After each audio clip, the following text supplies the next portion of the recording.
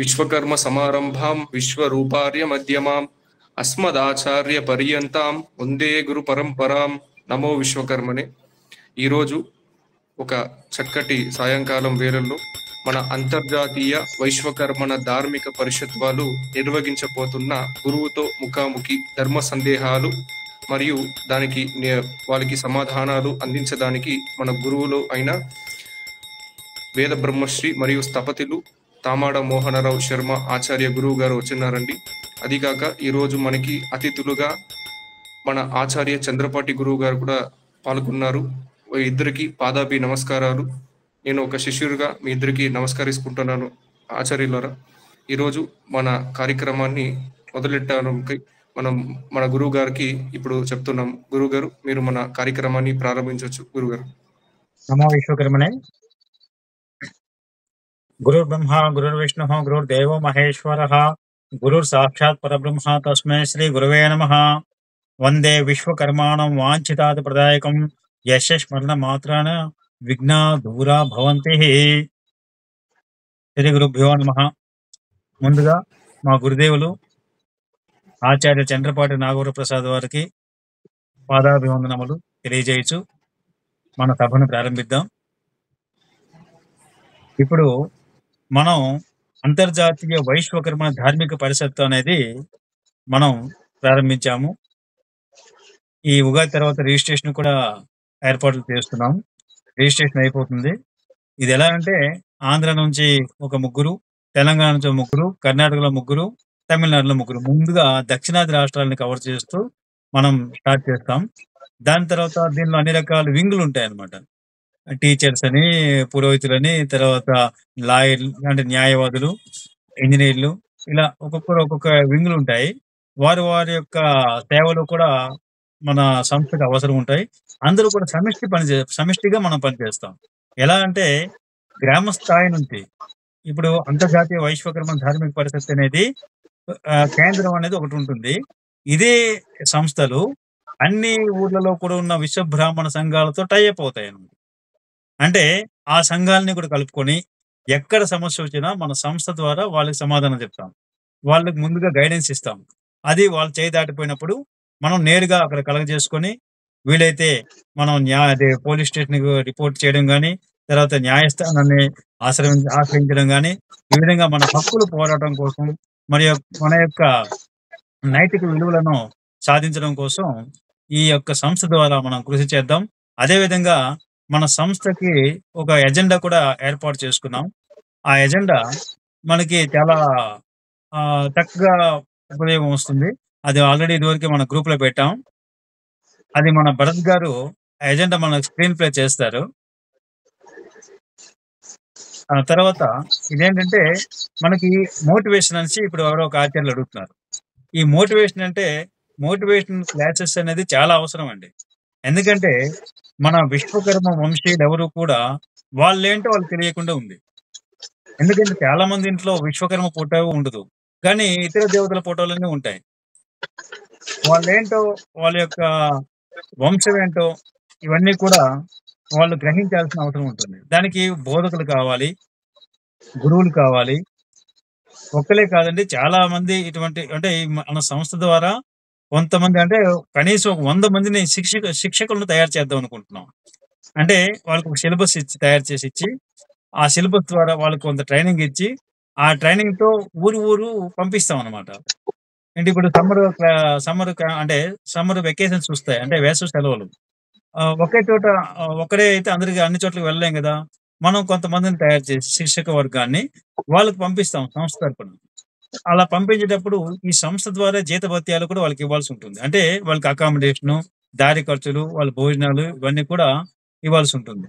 ఇంకా కొంతమంది అంటే ఇంకా చెప్పుకోవాలంటే ఇది ఒక సంస్థగా పెంచి దీనికోసం పూర్తిగా పనిచేసేందుకు వీలుగా అంత పెద్దదిగా అంటే ఒక సంస్థ ఈ సంస్థ సభ్యుని పోషించాలి అనే విధంగా పెంచాలని నా ఉద్దేశం. ఎందుకంటే ఇప్పుడు మనం ఏదో వృత్తులు చేస్తుంటాము, ఆ వృత్తి ద్వారా మనం ఆ వృత్తి లీజర్ టైంలో మనం సంఘ సేవ చేద్దామంటే అది కుదరని పని.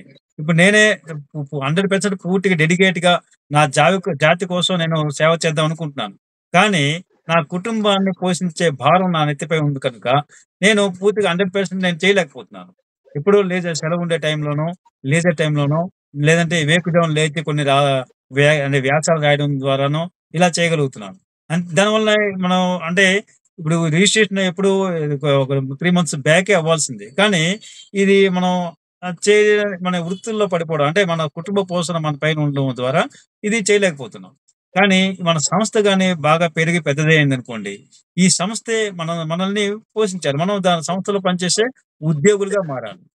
అంటే మనం వేరే జాబ్ చేయకుండా సంస్థ ద్వారా జీతం తీసుకొని, మనమంతా కూడా ఎంతమంది 10 మందో, 15 మందో ముందుగా టీమ్ ఏర్పడి, వాళ్ళు దీనికోసం డెడికేట్‌గా పనిచేస్తారు.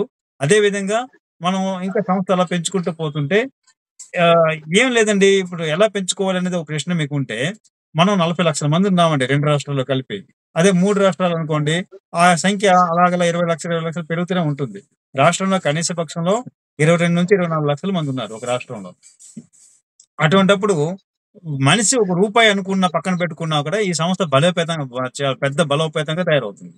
అప్పుడు ఎంతమందైనా దీనిలో ఉద్యోగులుగా చేర్చుకోవచ్చు. అందరూ కూడా వాళ్ళు ఇదే పని మీద మన జాతి కోసం ఒక మిషనరీలా పనిచేస్తుందన్నమాట. ఇప్పుడు క్రిస్టియన్ మిషనరీలుంటాయి. ఇప్పుడు ముస్లిం వాళ్ళకి వాళ్ళకి విద్యా సంస్థలున్నాయి. వాళ్ళు చాలా మంది వాళ్ళకి తీసుకెళ్ళి అంటే ఇది చేస్తుంటారన్నమాట. మోటివేషన్ చేస్తుంటారు. మనం ఇలా ఉండాలి. మన మతం ఇలా ఉండాలి.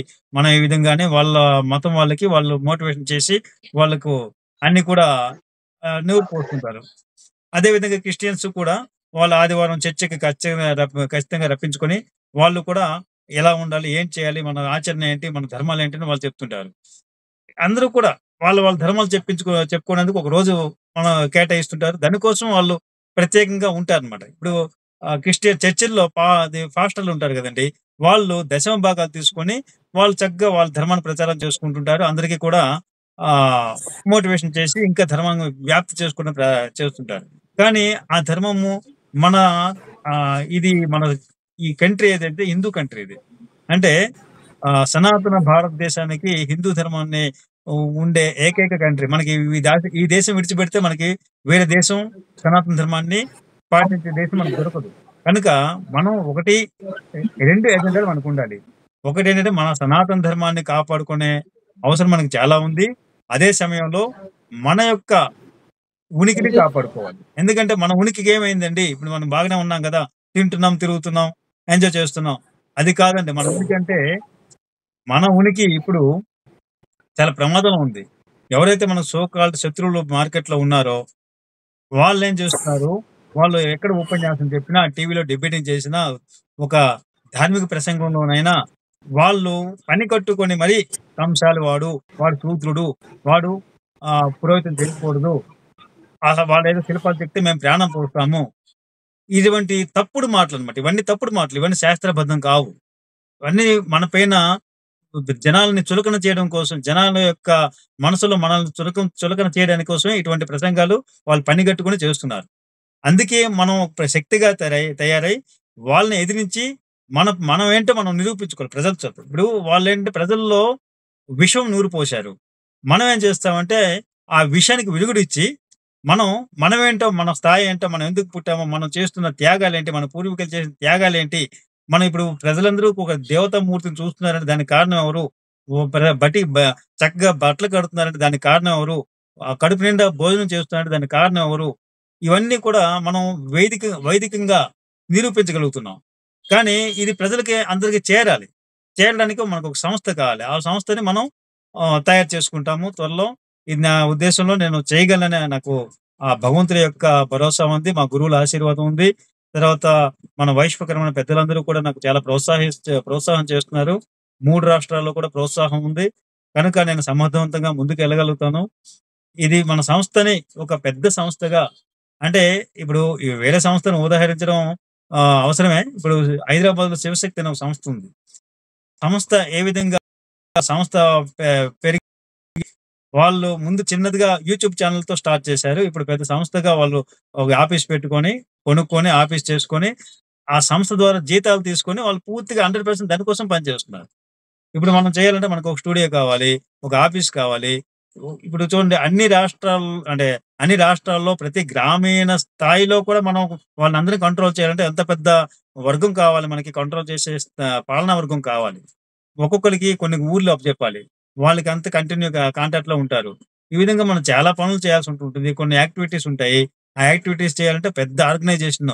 100% డెడికేట్‌గా మన వృత్తులు మాని దీనికోసం పని చేస్తేనే గాని సంస్థ రన్ అవ్వదు. ఇప్పుడు అందులో ఇప్పుడు ఎన్నో సంఘాలున్నాయి. కొన్ని వందల సంవత్సరాలు నడిపిస్తున్నారు. ఏ డెవలప్‌మెంట్ ఒక్క సంఘం చక్కగా పనిచేసినా కూడా ఇప్పుడు మన వైభవం వేరేలా ఉండేది. ప్రజలందరూ కూడా మనమే చాలా గౌరవంగా మన బ్రాహ్మణులుగా ఇప్పటికే గుర్తింపు పడాల్సింది. కానీ మనం ఎందుకంటే అందరూ బాధ్యతలు చిక్కుకొని సంసార బాధ్యతలు చిక్కుకొని మనం 100%గా మన పెద్దలు గాని చేయలేకపోతున్నారన్నమాట. అంటే వాళ్ళేం చేతగాని వాళ్ళు కారు. కానీ నేను చెప్పినట్టుగా వాళ్ళు వాళ్ళ యొక్క కుటుంబ పోషణార్థం వాళ్ళు పనులు చేయాల్సొస్తుంది. ఆ పనులు చేసే ద్వారా ఆ సమయాన్ని ఈ మన సంఘం గురించి ఏదో అమావాస్య రోజో ఎప్పుడో ఒకసారి కేటాయించుకొని, ఆ రోజులో అన్ని చర్చించుకోవడం గాని, ఏదో ప్రణాళికలు వేసుకోవడం గాని చేస్తారు. మళ్ళీ వచ్చే నెల అమావాస్య కలుసుకుంటారు. ఏం లాభం చెప్పండి? దీనివల్ల ఏమైనా చేయగలుగుతున్నారా? ఏదో ఒకరోజు విశ్వకర్మ పండగనో, విశ్వకర్మ ఊరేగింపులు ఇటువంటివి చేసుకుంటున్నారు గానీ, ఎక్కడా కూడా మోటివేషన్ క్లాసులు గాని, స సంధ్యావందన శిక్షణ శిబిరాలు గాని, తర్వాత మనకి ధార్మిక ప్రసంగాలు గాని, ఇటువంటివన్నీ ఎక్కడ జరగట్లేదు. ప్రతి ఒక్కళ్ళు కూడా మనం ఏదో ఒక సంస్థని ఏర్పాటు చేసుకుందాం. ఇప్పుడు ఇది అంతర్జాతీయ వైశ్వకర్మ ధార్మిక పరిషత్ అని ఆ భగవంతుడి ప్రేరణతో నాలో ఒక ఆలోచనొచ్చింది. దీనికి స్ఫూర్తినిచ్చి వెనక నుంచి వెన్నంటి సలహాలిచ్చే ఒక స్వామీజీ ఉన్నారు. తర్వాత మా గురువుగారు చండ్రపాటి వారు ఆశీర్వాదం ఉంది. స్వర్గీయ శివాత్మానంద సరస్వతి వారి యొక్క స్ఫూర్తి, ఆయన యొక్క కలనమాట. ఈ విధంగా చేద్దాం అనే ఆయనదొక కల ఉంది. ఎంతోమంది పెద్దలు, పూర్వీకులు మా గురువుగారు జ్ఞానానంద గారు కూడా ఆయన యొక్క ఆశయాన్ని నేను నిలబెడతానని నేను ఆయనకి మాటివ్వడం. ఇటువంటివన్నీ చాలా పెద్దల గురువుల ఆశీర్వాదంతో నేను సంపాదించుకున్న జ్ఞానంతో ఇది ముందుకు నడిపిద్దాం. కానీ అందరిని ఎదిరించే అంటే ఎవరైతే మనకు శత్రువులుగా ఉన్నారో ఎటువంటి వారినైనా మన వేదాల్ని పట్టుకొని ఎదిరించగలం. ఆ నమ్మకం నాకుంది. ప్రతి ఒక్కళ్ళు కూడా వేదాన్ని అధ్యయనం చేయాలి. ఆ వేద జ్ఞానం అంటే వేదం మొత్తం చదవాల్సిన అవసరం లేదు. మీకు కావాల్సినది ఏమున్నాయో ఆ అంశాలు మీరు కాస్త గమనం అంటే కొంచెం చదువుకోవాల్సి ఉంటుంది. తెలుసుకోవాల్సి ఉంటుంది. మీరు ఎవరు ఇప్పుడు చూడండి క్రిస్టియన్‌కి యాంటీ క్రిస్టియన్స్ గ్రూపు అదే శివశక్తి వాళ్ళందరికీ ఏ విధంగా కొన్ని ఫండమెంటల్స్ కొన్ని పాయింట్లు ఇస్తున్నారో, అదే విధంగా మా సంస్థ ద్వారా కొన్ని పాయింట్లు తయారు చేసి ప్రతి ఒక్క వైశ్వకర్ముడు గ్రామీణ స్థాయి నుంచి కూడా వారికి ఒక పాంప్లెట్‌ల రూపంలో చిన్న చిన్న బుక్‌లెట్ రూపంలో వాళ్ళకి ఇవ్వడం. దానిపైన క్లాసులు చేయించడం. వాళ్ళకి ట్రైనింగ్ ఇవ్వడం. ప్రతి ఒక్కరికి ఇవ్వాలన్నమాట. ప్రతి ఒక్క శక్తిలా తయారవ్వాలి. ప్రజల్లో, వాళ్ళ స్నేహితుల్లో, వాళ్ళ బంధువుల్లో, గ్రామస్తుల్లో అందరిలో మేమిది అని చెప్పే ఒక సత్తాని మనం ఇవ్వాలి. మనం ఏది ఇవ్వకుండా మనం గొప్పోళ్ళం అనుకుంటే అది ఎలా గొప్పోళ్ళు అవుతారని చెప్పుకోడానికి వాళ్ళకి ఒక అవగాహన ఉండాలి కదా! మనం ఒక గురు స్థానంలో ఒక పెద్ద మార్గదర్శనం చేస్తున్న ఒక సంస్థ ద్వారా మనం ఏదో ఒకటి చేయగలగాలి. దానికోసమే మన సంస్థని మీరందరూ కూడా ముందుకు తీసుకెళ్తారని ఆశిస్తున్నాను. మీకేమైనా సందేహాలుంటే మీరు అడగొచ్చు. తర్వాత మా గురువుగారి యొక్క ఆశీర్వాదం కూడా నాకవసరం. మా గురువుగారు చంద్రబాబు గారిని కూడా ఒక 10 నిమిషాలు మాట్లాడమని అనుకుంటున్నాను. ధన్యవాదాలు గురుగారు. చాలా చక్కగా మాకు మన సంస్థ, దాని యొక్క విశిష్టత, దాని యొక్క మోటివేషన్, యాంబిషన్ ఇవన్నీ మీరు చక్కగా ఇచ్చారు గురుగారు. ఖచ్చితంగా మేము మీతో ఉండి మన జాతికి మన పూర్వ వైభవాన్ని తీసుకురావడానికి మేము కూడా మీ అండ ఉంటాం గురుగారు. చాలా ధన్యవాదాలు. ఇప్పుడు మన కార్యక్రమాన్ని ప్రారంభిస్తామండి. అంటే ఎవరికైనా మన జాతి గురించో, మన వేదాల్లో మన రహస్యాలు, మీకు ఏమైనా కొన్ని ధార్మికంగా డౌట్లుంటే ఏమైనా మీరు మన గురువు గారితోటి ఇప్పుడు ప్రశ్నించుకొని మీకు సమాధానం తీసుకోవచ్చండి. ఇప్పుడు మీరు ప్రశ్నలు అడిగేది ప్రారంభించొచ్చు. ఒక్కొక్కరు మీ యొక్క మ్యూట్ ఆన్ చేసుకోవాలి. ఆన్ చేసుకునే దానికి ముందు మీరు ఏం చేయాలంటే ఖచ్చితంగా అంగవస్త్రంతోటి కనిపించాలండి. ఎందుకంటే మనము బ్రాహ్మణులు కాబట్టి అంగవస్త్రంతో కనిపించుకొని మీ డౌట్స్‌ని మీరు అడగండి. ఎవరైనా ప్రారంభించండి. ఎవరికైనా ఏవైనా సందేహాలుంటే ధర్మ సందేహాలు గాని, ఎటువంటి సందేహాలైనా అడగండి. దానికోసమే ఇప్పుడు గూగుల్ మీట్ ఏర్పాటు చేశాం. నేను చెప్తాను. మా గురువుగారు చంద్రపాటి వారు ఉన్నారు. ఆయన చెప్తారు. ఇంకా కొంతమంది అనుభవజ్ఞులు ఉన్నారు. అందరూ చెప్తారు. చెప్పండి శ్రవణ్.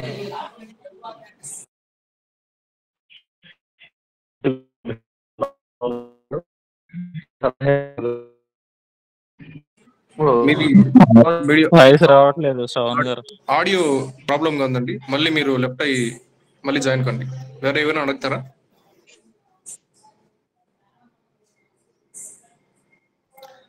రాజు గారు, మీరు ఇంతకు ముందు అడిగారు కదా ప్రశ్నలు, ఉన్నారా?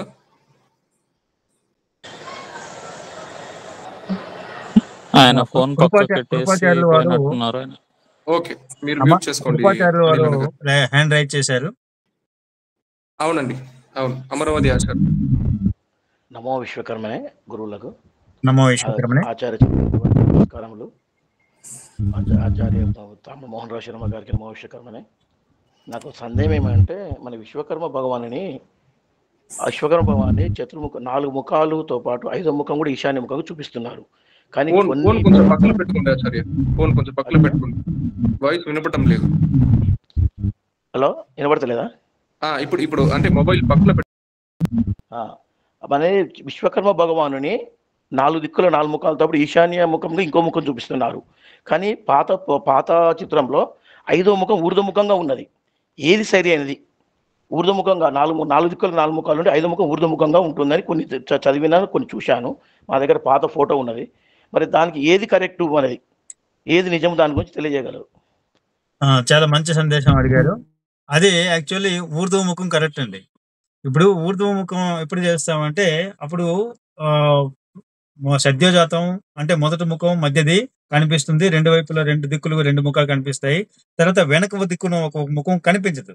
అది విగ్రహం పూర్తిగా చేసేటప్పుడు మాత్రమే 5 ముఖాలు చేస్తూ ఊర్ధ్వానికి ఒక ముఖం చేస్తాం. ఇది శిల్పశాస్త్రంలో ఉండే ధ్యాన శ్లోకం ప్రకారం ఇది కరెక్ట్. కానీ ఈ పెయింటింగ్ వేసేటప్పుడు 5 ముఖాలు చూపించాలి కాబట్టి ఇటు మధ్యలో ఒక ముఖం సద్యోజాత ముఖము, ఆ తర్వాత వామోదేవ అఘోర తత్పురుష ఈశాన్య ముఖాలు పక్కపక్కన వేసేస్తారు అన్నమాట. అది అంటే చిత్ర భాషానికి విగ్రహానికి తేడా ఇది అనమాట. ధ్యాన శ్లోకం ప్రకారం ఏంటంటే ఊర్ధ్వముఖం ఉండేది కరెక్ట్. ధన్యవాదములు ఆచార్య. ఇప్పుడు చిత్ర భాష అని చెప్పాను. భాష అంటే ఏంటి అంటే, శిల్పశాస్త్ర పరిధిలో విగ్రహాలు 3 రకాలు ఉంటాయి. ఒకటి ఇది చిత్ర భాష, తర్వాత రెండోది అర్ధ చిత్రం, మూడోది విగ్రహం అన్నమాట. అంటే చిత్ర భాష అంటే ఈ రేఖా చిత్రాలు వేస్తూ, రేఖా చిత్రం కూడా చిత్ర భాషగా వస్తుంది. అంటే అది 2D అనమాట. మనకి చేతికి కనిపించదు, మనం కంటికి మాత్రం కనిపిస్తుంది. చేత్తో దేవత మనం తరిమామనుకోండి, అది ప్లెయిన్ గా ఉంటుంది. దానికి మనం 2Dలో రేఖా చిత్రం గీయొచ్చు, పెయింటింగ్ వేయొచ్చు, రకరకాల ఆయిల్ పెయింటింగ్ కానీ, అకరాలిక్ కానీ, వాటర్ పెయింటింగ్ కానీ ఏదైనా మనం వాడచ్చు. కానీ అదేమవుతుంది, దీన్ని అంతా ఇవన్నీ కలిపి చిత్ర భాష అంటారు దీనికి. దాని తర్వాత అర్ధ చిత్రం అంటే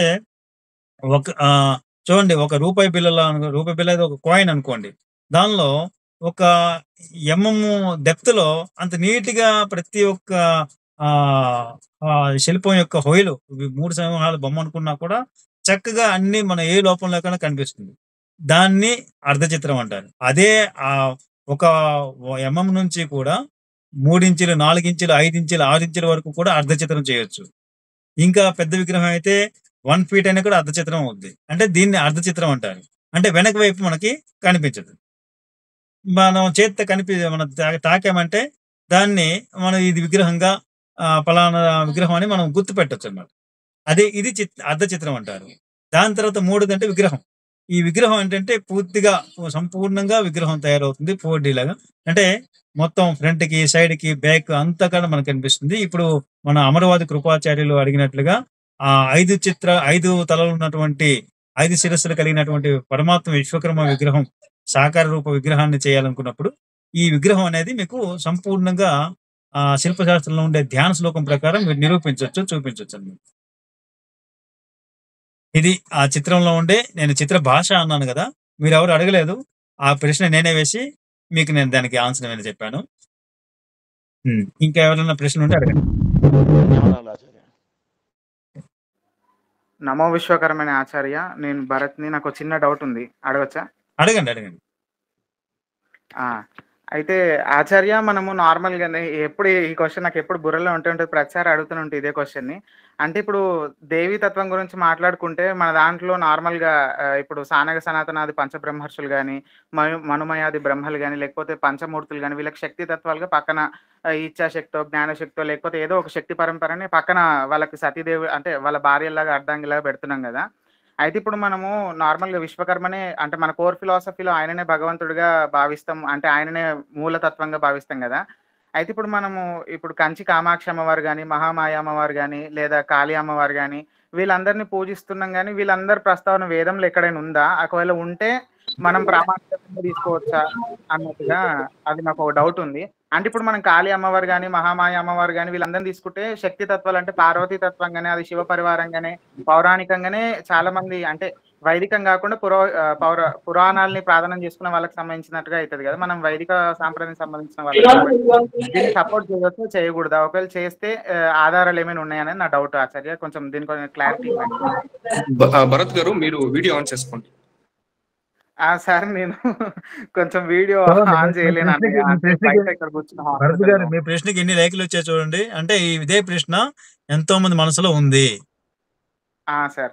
ఇవాళ మన అర్థమైందండి? గ్రూప్‌లో కూడా డిస్కస్ చేసాం ఆచార్య ఈ ఈ ప్రశ్నని మిమ్మల్ని అడుగుదామని. ఆ! అందరూ దీనికోసమే వెయిట్ చేస్తున్నారు. చూడండి, ఎందుకంటే ఇప్పుడు వేదము, పురాణం అనే 2 మనకి వైదిక సాహిత్యాలు అంటే మన సనాతన ధర్మానికి ఆధారము వేదము. దాన్ని అందరూ సులభంగా అర్థం చేసుకోవడానికి కోసమని రచించబడిందని చెప్పుకుంటారు. అది పురాణాలు. తర్వాత ఇంకోటేంటంటే ఇతిహాసాలు. అంటే వేదము, పురాణము, ఇతిహాసము. ఇవన్నీ కూడా మనకి ఆచారానికి ఒక క్రమబద్ధీకరణ చేయడానికి మనం నిర్ణయించుకున్నామనమాట.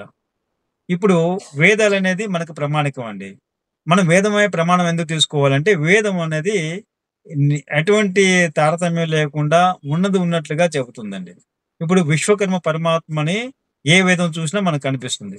పురాణంలో ఏ పురాణంలో అయినా విశ్వకర్మ పరమాత్మ అని చెప్పారా? లేదు గదా! సో, వేదానికి, పురాణానికి వీళ్ళు చెప్తారు సో కాల్డ్ పండితులు మార్కెట్‌లో ఉన్న పండితులు ఏం చెప్తారంటే, వేదాన్నే సులభంగా అర్థం చేసుకోవడం కోసమే పురాణాలు రచించారు అని చెప్తారు. అది ఇప్పుడు చూడండి, వేదంలో ఇంద్రుడున్నాడండి. చాలా ఎక్కువ సూక్తాలతో ఆయన్ని పొగిడే ఇంద్రుడు త్రేతాయుగం వరకు కూడా దశరథుడి వరకు కూడా ఆయన సహాయం చేసే ఈ మన చక్రవర్తులు కృష్ణుడి కాలంకొచ్చేసరికి కృష్ణుడు ఆయనతో పోరాటం చేసి ఆయనకి అంటే ఓడించి, చావగొట్టి ఆయనకి పూజలు లేకుండా చేస్తాడు. అంటే ఇది పురాణం అన్నమాట. అంటే ఇదెలా? వేదంలో పొగడబడే అత్యంత దేవతలందరికీ ప్రభువైనటువంటి ఇంద్రుడు ఇక్కడ ద్వాపర యుగంలో వచ్చేసరికి కృష్ణుడి చేత పరాభవించబడ్డాడు. అక్కడి నుంచి ఆయనకు పూజలు లేవని, ఇవన్నీ ఏంటంటే ఒక వర్గం వాళ్ళది కల్పించినటువంటి కల్పిత కథలన్నమాట. దీన్ని మనం ఎంతవరకు నమ్మాలి? ఇప్పుడు మీరు ఇది ఒక ఉదాహరణ తీసుకుంటే, తర్వాత ఇంకొకటేంటి, ఇప్పుడు దేవతలు ఇప్పుడు నేను మొన్న మల్లాపురంలో చౌడేశ్వరి విగ్రహం చేశానండి. అదేంటి? పురాణంలో కూడా లేదు. వేదంలో లేదు, పురాణాల్లో లేదు అనేది. మరి ఎలా వచ్చింది? ఎలా పుట్టింది? అంటే కొన్ని శక్తులుంటాయండి. ఇప్పుడు ప్రకృతిలో ఈ శక్తులన్నీ కూడా విశ్వకర్మ యొక్క అంశం ద్వారా వచ్చుంటాయి. అప్పుడు ఆ శక్తి తన రూపంతో వ్యక్తపరిచి ప్రజలకి కొన్ని విషయాల్లో కాపాడుతూ వాళ్ళకి మేలు చేస్తున్నట్లుగా ప్రజలు భావిస్తారు. ఆ విధంగా కొన్ని దృష్టాంతాలు కూడా జరుగుతుంటాయి. అంటే ఆపదల్లో కొన్ని రూపాల్లో వాళ్ళకి కనిపించి సలహాలు ఇవ్వడం గాని, కాపాడడం గాని ఇవన్నీ చేస్తుంటారు. ఇటువంటి ఉదాహరణలు కూడా చాలా ఉన్నాయి. ఇది చరిత్ర మరియు జరుగుతున్న యథార్థ సంఘటనలు కొన్ని ఉంటాయన్నమాట. ఇప్పుడు మనకి శిల్పశాస్త్రంలో కూడా గ్రామ దేవత అధ్యాయం అని తంత్ర సముచ్చయం ఉంది. అది దక్షిణ కర్ణాటకలో ఉంది. అక్కడ దానిలో గ్రామ దేవత అధ్యాయమే ఒకటుంటుందన్నమాట. ఇప్పుడు ఈ విధంగా దేన్ని మనం సులభంగా కొట్టిపారేయలేము. ఇప్పుడు వేదము అవసరమే. ఈ పురాణాలే మనకు అవసరం ఉండదు. ఎందుకంటే కానీ ఒక శిల్పాచార్యులుగా, స్థపతులుగా మన వృత్తి కనుక ప్రజలు కోరిన దేవతలు చేసి ఇవ్వాలి కాబట్టి శిల్పశాస్త్రంలో ఏ దేవతకైతే ధ్యాన శ్లోకం ఉంటుందో ఆ దేవత విగ్రహం మనం చేసి పెడతాం. ఇప్పుడు పురాణాల్లో ఉండే దేవతలు అన్ని విగ్రహాలు కూడా మనకి శిల్పశాస్త్రంలో దొరుకుతాయి. అంటే ఇప్పుడు శిల్పశాస్త్రం ఎంతవరకు ప్రమాణం అంటే దాన్ని పురాణ దేవతల యొక్క రూపాలను ప్రజల వేడుక కోసం మన పూర్వ ఋషులు దాన్ని దర్శించుకొని ధ్యానంలో వాళ్ళ యొక్క ధ్యాన శ్లోకాలు తయారు చేశారు. అంతేగాని ఈ శిల్పశాస్త్రం వేదం కాదు. కానీ అందులో ప్రజలకు కావాల్సినటువంటి అన్ని రకాలు దానిలో పెట్టారనమాట. అంటే గృహ నిర్మాణం గాని, నగర నిర్మాణం గాని, కోట నిర్మాణం గాని, ఇలాగ మనకు ప్రజలకు అవసరమైన అన్ని నిర్మాణాలు శిల్పశాస్త్రంలో కనిపిస్తాయి. ఇప్పుడు మీరు అడిగింది ఏంటంటే, ఈ స్త్రీ దేవతలు, గ్రామ దేవతలు, శక్తి దేవతలు, కుల దేవతలు అంటే చెప్పాను కదండి, ఇతిహాసం, చరిత్ర. ఇప్పుడు ధర్మపాల విజయంలో కంచిది ఉంటుంది. ధర్మపాలుడు అనేవాడు కాశీకి నగరానికి రాజు.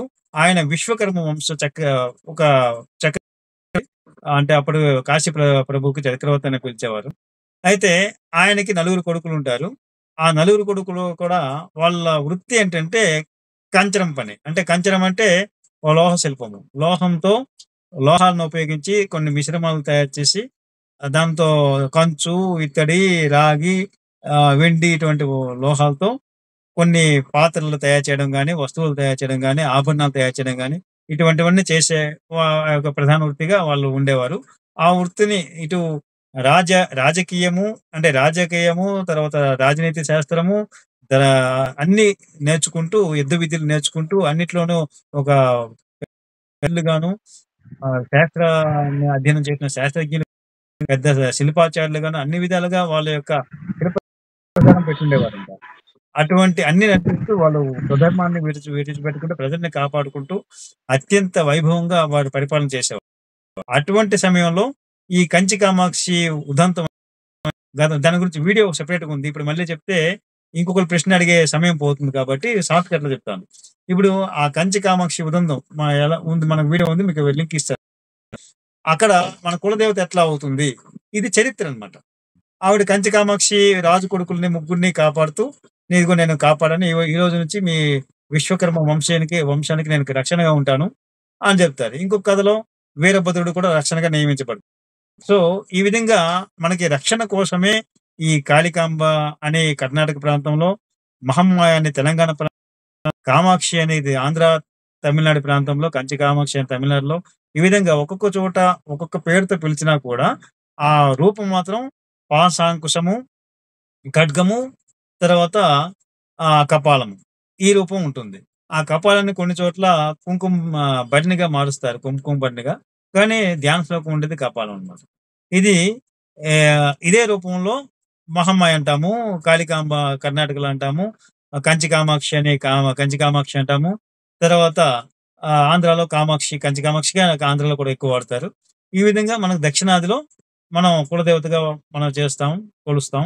తర్వాత ఇక్కడ మన ఆంధ్ర ప్రాంతంలో గాని, తెలంగాణలో గాని ఎక్కువగా కులదేవుడు అంటే వీరబ్రహ్మేంద్ర స్వామిని మాత్రమే కొలిచేవారు ఒకప్పుడు. ఇప్పుడంటే వీరబ్రహ్మేంద్ర స్వామి మనకి కారణ జన్ములు, ఆయన భగవత్ స్వరూపులు, పరమాత్మ యొక్క అంశంగా మనం ఒక లెక్కకు తీసుకుంటే ఆయన కూడా మనకి ఆరాధింపబడే భగవంతుడే.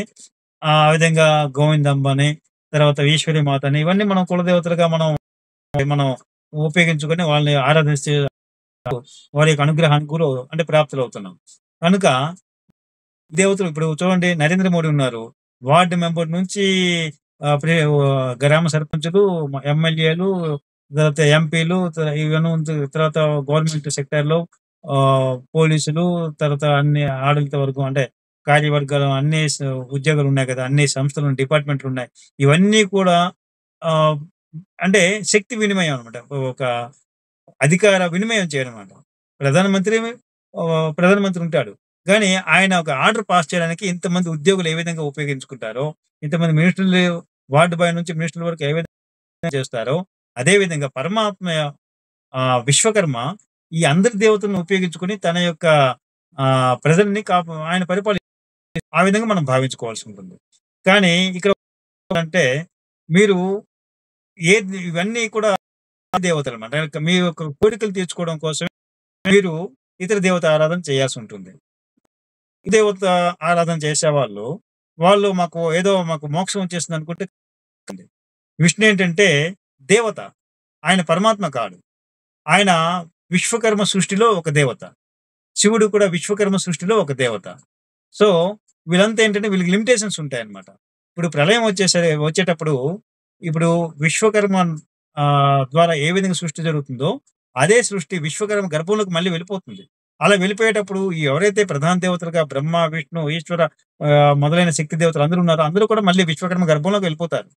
మళ్ళీ తను సృష్టిస్తాడు. ఈ విధంగా ఒక మన శివాత్మానంద సరస్వతి స్వామి వారు ఒక ఉదాహరణ చెప్పేవారు. ఒక సాలిపురుగు ఒక గూడు కట్టేటప్పుడు లార్వా అనే తన గర్భం నుంచి ఏ విధంగా బయటకు తీసుకొస్తుంది. తర్వాత తన పని అయిపోయేటప్పుడు ఇంకో చోట గూడు కట్టాలి అనుకునేటప్పుడు మళ్ళీ ఆ లార్వా అంతనే తన గర్భంలోకి తీసుకుంటుందన్నమాట. అదే విధంగా ఆ విశ్వకర్మ పరమాత్మ కూడా తన సంకల్పం చేసేటప్పుడు సృష్టిస్తాడు. తర్వాత తన ఆ సృష్టి అవసాన దశ వచ్చేసరికి మళ్ళీ మొత్తం లయం చేసేస్తాడు. మళ్ళీ సృష్టిస్తాడు. ఈ విధంగా పరమాత్మ ఎప్పటికీ శాశ్వతంగా ఉంటాడు. ఆయనకి ఎటువంటి జరా మరణ అవస్థలుండవు. కానీ ఈ దేవతలకు కూడా వాళ్ళకు లిమిటేషనే ఉంటుందన్నమాట. సృష్టిలో వాళ్ళు అంతం అవుతారు. ఆ విధంగా ఇప్పుడు విష్ణుమూర్తి భక్తులుగా ఉండే వాళ్ళు ఏం చేస్తారంటే వాళ్ళు భ్రమించబడతారు. ఎలా అంటే మాకు మోక్షం వచ్చేస్తుందని. ఖచ్చితంగా మోక్షం రాదండి. విష్ణుమూర్తే విశ్వకర్మ గర్భంలోకి వెళ్ళేటప్పుడు ఆయన మీకు ఎలా మోక్షం ఇవ్వగలడు? మోక్షం కావాలి అనుకుంటే విశ్వకర్మనే ప్రార్థించాలి. ఏషదేవో విశ్వకర్మ మహాత్మా సదా జనానాగం హృదయ సన్నివిష్ట హృదా మనీష మనసా వికృప్తోయ ఏతద్రామృతాస్తే భవంతి అని శ్వేతాశ్వతర ఉపనిషత్తు వాక్యం మంత్రం ప్రకారము ఏషదేవో విశ్వకర్మ మహాత్మ, ఈ భగవంతుడు విశ్వకర్మ, ఆయన మహాత్మ, ఆత్మలకు ఆత్మ మహాత్మ. తర్వాత విశ్వకర్మ మహాత్మ సదా జనానాగం హృదయ సన్నివిష్ట, ఎల్లవేళలు అంటే ప్రతి కాలంలోనూ ఎల్లవేళలో ఆయన జనుల హృదయాల్లో సన్నివిష్ట కూర్చుని ఉంటాడు. అంటే జనులు అంటే ఇక్కడ ఒక మానవులనే తీసుకోకూడదండి. అందరూ కూడా అంటే మన సృష్టిలో ఉన్న ప్రతి జీవి దేవతల హృదయంలో కూడా విశ్వకర్మ ఉంటాడు.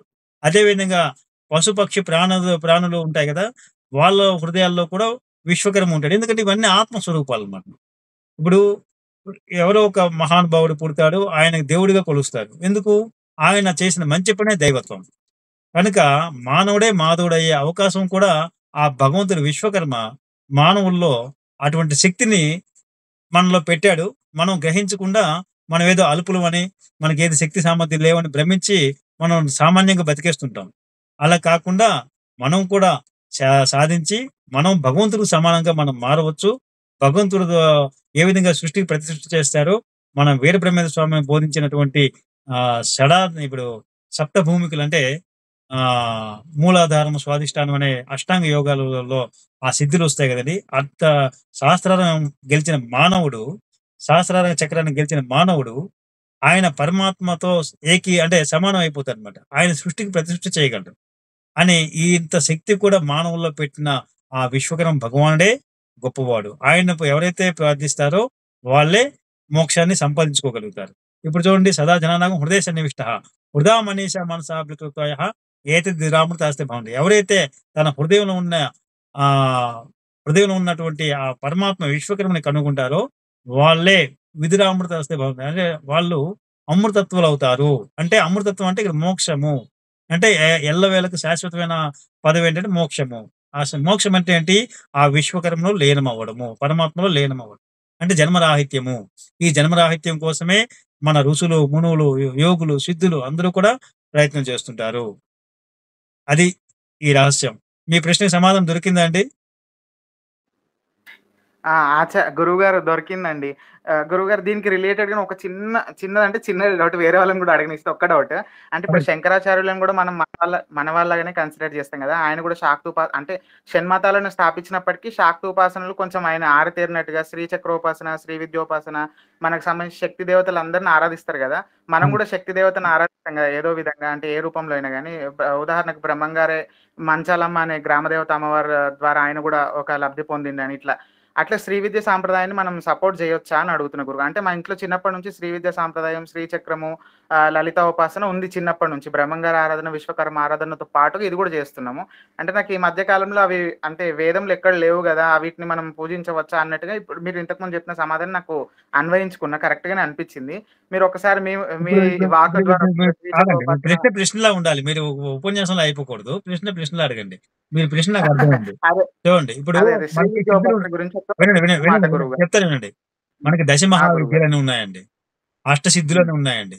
ఇవన్నీ కూడా ఆయా ఆ సిద్ధులకి, ఆ శక్తులకి కొంతమంది దేవతలు అక్కడ మనకి నియమించబడ్డారండి. ఈ శ్రీ విద్య ఉపాసనలో ఇవి శక్తులకి నవావరణ పూజలని ఇవన్నీ ఉంటాయన్నమాట. ఇవన్నీ కూడా ఊరికే మన పూర్వీకులు ఇదంతా కూడా చేసింది మన పూర్వీకులే. అంటే విశ్వకర్మ వంశస్థులే వీటిని తీసుకొచ్చారు. ఇప్పుడు అందరి చేతిలోకి వెళ్ళిపోయాయి. అంటే మన వాళ్ళే ఇతరులకి జ్ఞానం ఇవ్వడం ద్వారా అది వ్యాప్తికి వెళ్ళింది. కానీ ఇప్పుడు మన వాళ్ళు దాన్ని విడిచిపెట్టేసారు. ఇప్పుడు చాలా మంది ఇప్పుడు నేను మొన్న మల్లాపురం చెప్పాను గదా!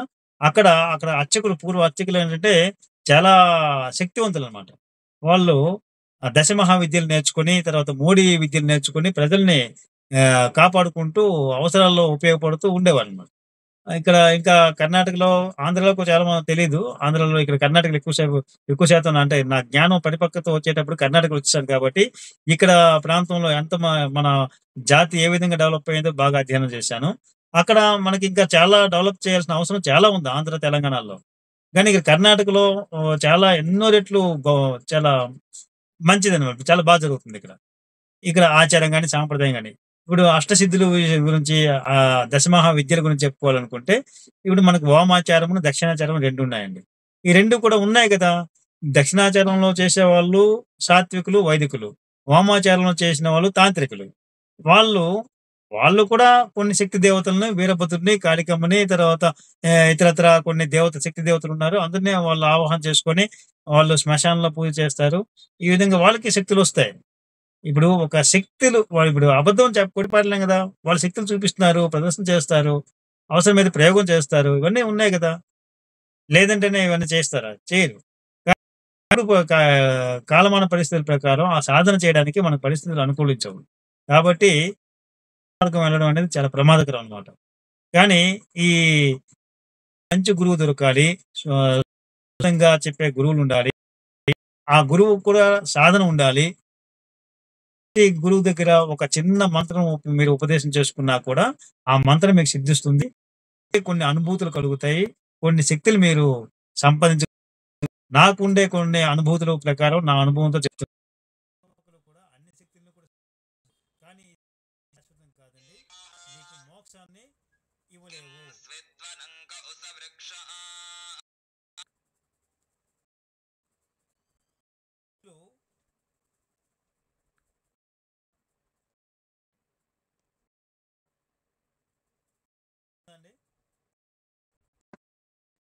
వినిపిస్తుంది.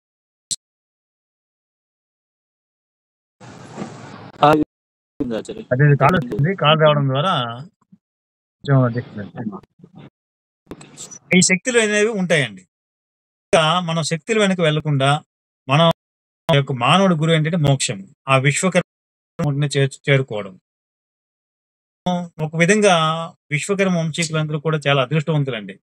ఎందుకంటే ఇట్లా ఉన్న సోకాల్డ్ పండితులందరూ కూడా మన విశ్వకర్మని వీళ్ళ దేవుడు అంటే మా దేవుడు విశ్వకర్మని అంటే మనకి డైరెక్ట్ పరమాత్మతో కల్పిస్తున్నారు. దీన్ని మనం తీసుకెళ్లి ఆ విశ్వకర్మని మనం వేదాల ఆధారంగా సులభంగా నిరూపించవచ్చు. అప్పుడు వేదంలో ఉన్న ఆరాధించే వాళ్ళే కూడా మనం నిరూపించవచ్చు. ఆ వేదం బ్రాహ్మణాన్ని చెప్పిందని మనం చాలా సులభంగా ఆ విధంగా నిరూపిస్తూనే ఉన్నాను. నాకు అనుభవం ద్వారా ఆ ప్రతి ఒక్క అన్ని జాతుల వారు కూడా ఒప్పుకొని నేను అనుభవిస్తున్నాను అన్నమాట. కనుక ఈజీగా చాలా సులభంగా ప్రజల్లో మంచి పెంచుకోగలం. దానికోసమే అనుభవంతో మరియు ఆ యొక్క ఆత్మతో ఈ విధంగా మనం ఈ సంస్థ ద్వారా ఇంకెవరిని అడగండి. అర్థమైంది. ధన్యవాదాలు. నమో విశ్వకర్మ. నమస్కారం అండి. ఇంకెవరు సరే భరత్ గారు చూడండి. నమస్కారం అండి గురువు గారు. మీ పేరు చెప్పండి. జ్యోతినాథ్ అండి. చెప్పండి.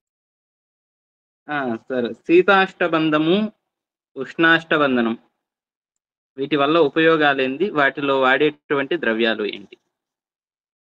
ఇది అష్టాంగ యోగాల గురించా?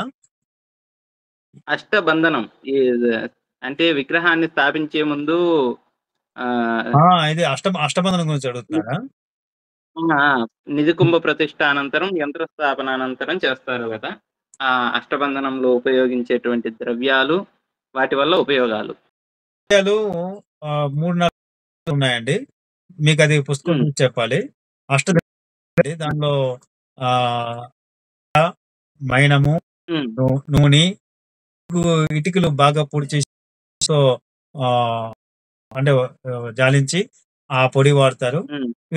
కొన్ని హ్మ్. అష్టద్రవ్యాలు కలిపి మొత్తం అష్టద్రవ్యాలుంటాయి. దాన్ని పాకం చేసి దాన్ని మనం హ్మ్. అష్టబంధంగా వాడతామండి.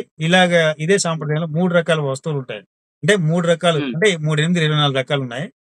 సాంప్రదాయంలో హ్మ్. ఒక్కొక్క 8 ధాతువులు వాడుతుంటారు. హ్మ్. ఇది ఏంటంటే ఇవన్నీ కూడా ఆ విగ్రహాన్ని అంటే కదలకుండా ఒక ఉంచడం కోసం ఏర్పాటు చేయబడింది. హ్మ్. దాని తర్వాత హ్మ్. దీనిలో ఈ ద్రవ్యాల్లో నెగెటివ్ ఎనర్జీ ఉండదనమాట.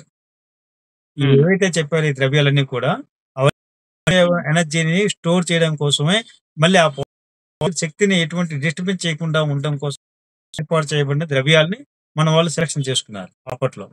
హ్మ్. హ్మ్. ఓకే. అందుకే ఈ హ్మ్. ఇప్పుడు అష్టబంధనం అనేది దానికి ఒక ముహూర్తం నిర్ణయించి దేవాలయంలో హ్మ్. అది స్థపతి వీళ్ళే చేయాలి గానీ ఇతరులు చేయడానికి ముట్టడానికి వీల్లేదు. హ్మ్. ఎందుకంటే వీళ్ళకి విగ్రహం ఎలా ఉంటుందో తెలుస్తుంది. అంటే ఇంకొకళ్ళకి అధికారం కూడా ఇవ్వలేదు. అక్కడ మఠాధిపతి గాని, హ్మ్. పీఠాధిపతి గాని, ఇతర ఏ గురువులు కూడా అక్కడికి ప్రతిష్టాపన అయిన తర్వాత వాళ్ళు వెళ్లి పూజ చేసుకోవచ్చు గానీ, ప్రతిష్టాపన శిల్పాచార్యులది, స్థపతులదే బాధ్యత. ఈ ఋత్విక హ్మ్. వర్గం అంతా ఓకే. వాళ్ళు వీళ్ళకి సహకరిస్తూ బయట హోమ క్రతువులు, పూజ క్రతువులన్నీ చేయాలన్నమాట. హ్మ్. ఇక్కడ ఋత్వికులు ఉంటారు. తర్వాత శిల్పాచార్యులు అంటే స్థపతులు, శిల్పాచార్యులు ఇద్దరు. హుహు. ఆ! ఓకే. ఇంకా కొంతమందేంటంటే, ఇప్పుడు మాలాంటి వాళ్ళైతే, ఆ ఋత్వికం కూడా కొన్ని సందర్భాల్లో మేమే చేస్తుంటాం. అంటే కొంతమంది హ్మ్. యజమానులు బడ్జెట్ తక్కువైతే, ఎక్కువ ఋత్వికులు అవసరం లేదనుకున్నప్పుడు, అది కూడా ఆ శిల్పాచార్యం నిర్వహించగలిగే సత్తా ఉండాలి. అది నేర్చుకొని ఉండాలి. అప్పుడే స్థపతి అనిపించుకుంటారు. హ్మ్. ఓకే అందరూ అండి. స్థపతులు కారండి. శిల ఆ! రాళ్ళు చెక్కే వాళ్ళందరూ స్థపతులు కారు. శిల్పాచారులవుతారు. ఈ హ్మ్. అదే. ప్రతిష్టా విధానము, వేద జ్ఞానము, ధర్మశాస్త్రాలు ఈ దానికి సంబంధించిన జ్యోతిష్య జ్ఞానం అన్నీ ఉంటేనే స్థపతి అంటారు. హ్మ్. అదే. హ్మ్. మీ ఒక ప్రశ్నకి ఆన్సర్ మరి దొరికిందా? ఆ! ఆ! దొరికిందండి. మరో చిన్న సందేహం. షడాధార ప్రతిష్ఠ ఎలా జేస్తారు? ఇదొక మంచి ప్రశ్న అండి. ఈ షడాధార ప్రతిష్ఠ అనేది ముఖ్యమైన విధానం అండి. మన హ్మ్. దేవాలయలో ఈ హ్మ్. షడాధార ప్రతిష్ఠ అనేది పురాతన ఆలయాల్లో చేశారు. ఇప్పుడు హ్మ్. తిరుమలలో చేసుంటారు, కాళహస్తిలో చేసుంటారు, మదురైలో చేసుంటారు. తిరువన్నామలై ఇది ప్రముఖ క్షేత్రాలు ఏవైతే పెద్ద పెద్దవున్నాయో అవన్నీ శ్రీశైలం ఇటువంటివన్నీ అన్నిట్లో కూడా షడాధార ఎందుకంటే ఎక్కడైతే ప్రతిష్ఠ చేసిన దేవాలయాలు ఉంటాయో, ఆ దేవాలయాలు ఇప్పటికి కూడా భక్తులకు తన యొక్క ఆహ్, భక్తుల యొక్క కోరికలు తీరుస్తూ తగ్గ భక్తులతో ఎప్పుడు కిక్కిరిసి ఉంటాయన్నమాట. ఎప్పటికి జన సందోహం వెళ్తూనే ఉంటుంది. హ్మ్. ఎందుకంటే ఆ షడాధార ప్రతిష్టాపన వలన అంతటి శక్తి ఆ దేవాలయంకొస్తుంది. ఇప్పుడు మనం దేవాలయ హ్మ్. రహస్యం అనే గతంలో ఒక వీడియో చేశాను. ఆ వీడియో ఏంటంటే ఈ దేవాలయమే పరమాత్మ విశ్వకర్మ యొక్క దేహము. ఆ హ్మ్. దేహం యొక్క గర్భమే అంటే ఆ విశ్వకర్మ యొక్క గర్భమే గర్భాలయం. ఈ మరి హ్మ్. గర్భాలయం అన్నప్పుడు పాదాలెక్కడుంటాయి? అంటే గర్భగుడి కిందనమాట. కింద హ్మ్. ఆ పాదాలుంటాయి. ఆ పాదాలే ఆధారశిల. దానిపైన నంది అవతరణ శిలలు. దానిపైన ఒక నిధికుంభం పెడతారు. దాని తర్వాత హ్మ్. ఆహ్, అది శిలాపద్మము, దానిపైన హ్మ్. కూర్మము, హ్మ్. దాని తర్వాత రజిత పద్మము, రజిత కూర్మము, స్వర్ణ పద్మము, స్వర్ణ కూర్మము దానిపైన ఒక శంఖు ఉంటుందన్నమాట. హ్మ్. ఇది మొత్తం కలిపి మన ఈ నది కుంభంలో రత్నాలు తర్వాత అంటే నవరత్నాలు, తర్వాత బంగారము, వెండి, వెండి వాడరు. బంగారం వాడతారు. బంగారం కొంతమంది వెండి కాసులు వేస్తుంటారు. బంగారం ఇటువంటివన్నీ దాన్ని నింపి దానిపై ఈ కూర్మం పెడతారు. దానిపైన పద్మం పెడతారు. ఇవన్నీ మనకి క్రమం ఉంది. ఆ క్రమం ప్రకారం ఇవన్నీ తయారు చేసి దానికో లెక్క ఉంటుందన్నమాట. ఏది ఎంత ఎత్తు చేయాలి? దాని పరిమాణం ఏంటి? ఆ విగ్రహానికి, వీటికి సంధానానికి ఒక సూత్రం ఉంటుంది. ఆ సూత్రం ప్రకారం వీటిని వర్గీకరించి వాటితో ఆ నిర్మాణాలు చేయించి ఆధారశిల, నంద్యావతం శిలలు, దాని తర్వాత నిధికుంభము, శిలాపద్మము, అమిత పద్మం, శిలాకూర్మము, పద్మము, కూర్మము, తర్వాత మళ్ళీ పద్మము కూరం, పద్మము కూరం, దానిపైన శంఖం. ఈ విధంగా కథార్థ ప్రతిష్టాపన విధానం ఉంటుంది. ఇది ఏంటంటే దీని అంతరార్థం ఏంటంటే, ఈ ఒక నిధి కుంభం అంటే అదొక బ్యాట్ అంటే ఒక స్టోరేజ్ అన్నమాట. ఏంటి స్టోరేజ్ చేస్తుంది? ఇప్పుడు దేవాలయం పైన ఒక పూర్ణ కలశం ఉంటుంది కదండి. ఆ పూర్ణ కలశం ఏంటంటే అది రిసీవర్ అనమాట. అంటే ఆ అంతరిక్షంలో అంటే ఈ ఏదైతే మన ద్యులోకం అంటాం కదా, అంటే మన కాస్మిక్ ఎనర్జీ పైనుంచి వస్తుంది. ఆ పైనుంచి వచ్చేటప్పుడు ఆ రిసీవ్ చేసుకునే పవర్ దానిలో ఉంటుంది. దానిలో కూడా ఆ కుంభంలో కూడా నవధాన్యాలు, తర్వాత ధాతువులు, రత్నాలు అన్ని పెడతాం, బంగారం అన్ని దానిలో పెట్టి నింపి ఆ కుంభం పెడతాం అనమాట. అది రిసీవ్ చేసుకుంటుంది ఆ పవర్ ని. రిసీవ్ చేసుకొని ఆ పవర్ ఎక్కడ తీసుకెళ్తుంది? ఆ కింద ఉండే ఈ కుంభానికి పంపిస్తుంది. ఈ కుంభం స్టాక్ చేస్తుంది అనమాట. దానికి రిసీవ్ చేసుకునే ఈ అన్ని వర్గాల నుంచి రిసీవ్ చేసుకొని అది స్టాక్ చేస్తుంది. స్టాక్ చేసి కొద్ది కొద్దిగా విగ్రహం నుంచి అది స్ప్రెడ్ అవుతుంది. అక్కడ విగ్రహం ఉన్న లేకపోయినా గర్భాలయం స్ప్రెడ్ అవుతుంది అన్నమాట. ఆ గర్భాలయం స్ప్రెడ్ అయ్యేటప్పుడు అక్కడ మన భక్తులు మనం ఎందుకంటే మడి మీద దేవాలయ దర్శనం చేసుకోవాలంటే ఈ కాస్మిక్ ఎనర్జీ స్ప్రెడ్ అయ్యేటప్పుడు ఆ ఎనర్జీ మన దేహానికి తగులుతుంది అన్నమాట. తగిలేటప్పుడు మనలో ఉండే నెగిటివ్ ఎనర్జీ పోతుంది అన్నమాట. ఆ నెగిటివే మన కష్టాలు, నష్టాలు, దుఃఖాలు, రుదినాలు. ఆ నెగిటివ్ పోతుందంటే మనం అక్కడికి అందుకే ఏ దేవాలయంకి వెళ్ళినా శాస్త్రబద్ధంగా నిర్మించిన దేవాలయంకి వెళ్తే మనకు ఒక ప్రశాంతత దొరుకుతుంది. తర్వాత మన ఏదనుకుంటే అది జరిగే అంటే మంచి ఒక పాజిటివ్ మూడ్ లో, అంటే పాజిటివ్ యాటిట్యూడ్ తో మనం మంచి మాట అనుకుంటే గాయంత్రం త్రాయితేది గాయత్రి, అంటే మంచి మాట గాయత్రి అని మనం అనుకుంటాం కదా. అంటే ఒక మంచి మాట ఒక శక్తి స్వరూపంగా మారి మన యొక్క కోరికలు తీరే అవకాశం అక్కడ ఉంటుందండి. ఇది దేవాలయాల్లో రహస్యం. అంటే విశ్వకర్మ యొక్క దేహమే దేవాలయం, ఆ గర్భాలయమే ఈ విశ్వకర్మ గర్భం. కనుక ఆ విశ్వకర్మ గర్భంలో ఏ దేవుడు ఉన్నా లేకపోయినా శాస్త్రబద్ధంగా నిర్మాణం చేసిన దేవాలయాల్లో మనం పూజలు చేసుకుంటే వెళ్ళి కాస్త ఎంతసేపు గడపగలిగితే అంత మంచిది అవుతుంటుంది. ఎందుకంటే మన విశ్వకర్మ దేహంలో ప్రవేశించిన తక్షణమే మనలో ఉండే నెగిటివ్ అనేది పోతుంది. మరో చిన్న స్మార్ట్ సందేహం గురువు గారు. ఒక వ్యక్తికి ధర్మపత్ని అనేవారు కుడి పక్కన ఉండాలా, ఎడమ పక్కన ఉండాలా? కొన్ని క్రతువుల్లో కుడి పక్కన పెట్టాలి, కొన్ని క్రతువుల్లో ఎడమ పక్కన ఉండాలి. అది పురోహితులకు తెలుస్తుంది. అది ఎక్కడెక్కడ ఏ సమయంలో కుడి పక్క ఉండాలి, ఏ సమయంలో ఎడమ పక్క ఉండాలి అనేది మనం ఆ పురోహితుల సందర్భం ప్రకారం చెప్తుంటే ఆయన ఫాలో చేస్తే సరిపోతుంది. ఎడమ వైపున ఉండి కూడా సమిధాదానం తీసుకోవచ్చా? యజ్ఞంలో ఎడమ వైపు ఉండాలి. యజ్ఞాలు చేసేటప్పుడు ధర్మపత్ని. పుణ్యాహవచనం చేసేటప్పుడు కుడిపక్క ఉండాలి.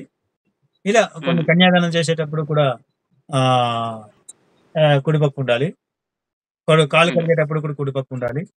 అంటే అల్లుడి కాలు కలిగే, అంటే కొన్ని క్రతువుల్లో అక్కడ సందర్భం బట్టి మారుతుంటారు అన్నమాట.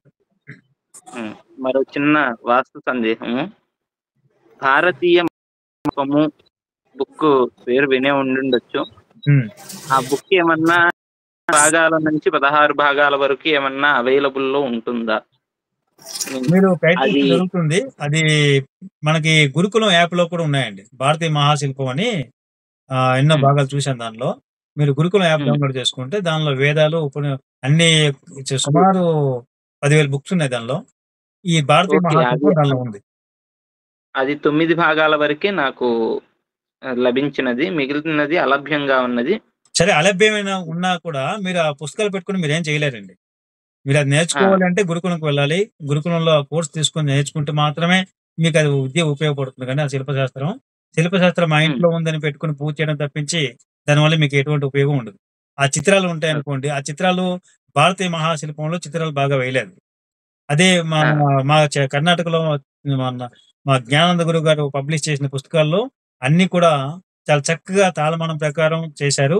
తర్వాత గణపతి స్థపతి గారు పుస్తకాలనే మా గురువు గారు చాలా వరకు అనువాదం చేశారు. కాకపోతే కొన్ని సంస్కృత మూల గ్రంథాలు కూడా వీళ్ళు తీసుకున్నారు. అంటే ఒకటి మా గురువు గారు ఒక బుక్ పబ్లిష్ చేశారంటే ఒక 10 పుస్తకాలు రిఫరెన్స్ దానిలో ఉంటుంది అనమాట. ఒక పుస్తకం 10 పుస్తకాలు సమానంగా ఉంటుంది.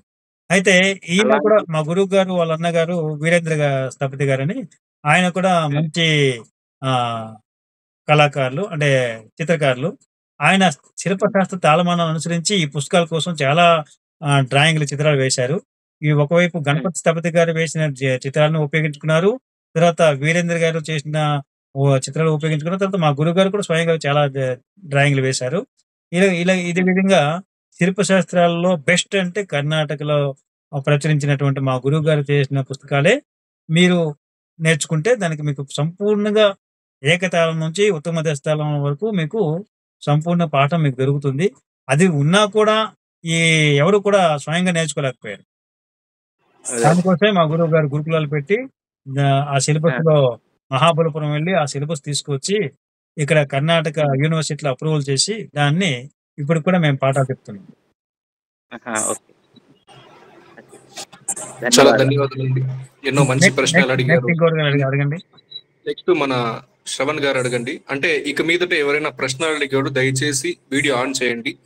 ఈ సాంప్రదాయ దుస్తులు అనేది పాటించాలండి. అది ఈ గ్రూప్ నుండే ప్రారంభించాలి. మీరు మ్యూట్ చేసుకుని మీరు అడిగితే అది బాగోదండి. దయచేసి నేను మళ్ళీ మళ్ళీ చెప్తున్నాను, తప్పుగా అనుకోకండి. మాకు సాంప్రదాయాలు, వైశ్వకర్మణ సాంప్రదాయాలు పాటించే వాళ్ళు ఇంపార్టెంట్. కాబట్టి సాంప్రదాయ దుస్తులు ఇక మీదట ఎవరైనా అడిగే వాళ్ళు మీ అంగవస్త్రం తోటి వీడియో ఆన్ చేసుకొని మాట్లాడండి. శ్రవణ్ మీరు చెప్పండి. శ్రీ గురుభ్యో నమః. గురువు గారు నమస్కారం. గురువు గారు నమో విశ్వకర్మణే. నమో విష్ణు. వీడియో ఆన్ చేయలేదు శ్రవణ్ గారు. ఇందాక మీరు చేశాను గురువు గారు, రావట్లేదు. అది మీరు స్క్రోల్ చేయండి గురువు గారు, కింద ఎక్కడైనా ఉంటారు. కింద ఉంటాను. పక్కన వస్తుంది ఏముంది, ఎస్ అని వచ్చింది అంతే, వీడియో రాలేదు. ఒకసారి లెఫ్ట్ అయ్యి మళ్ళీ రానా? పర్లేదు, అడగండి అడగండి.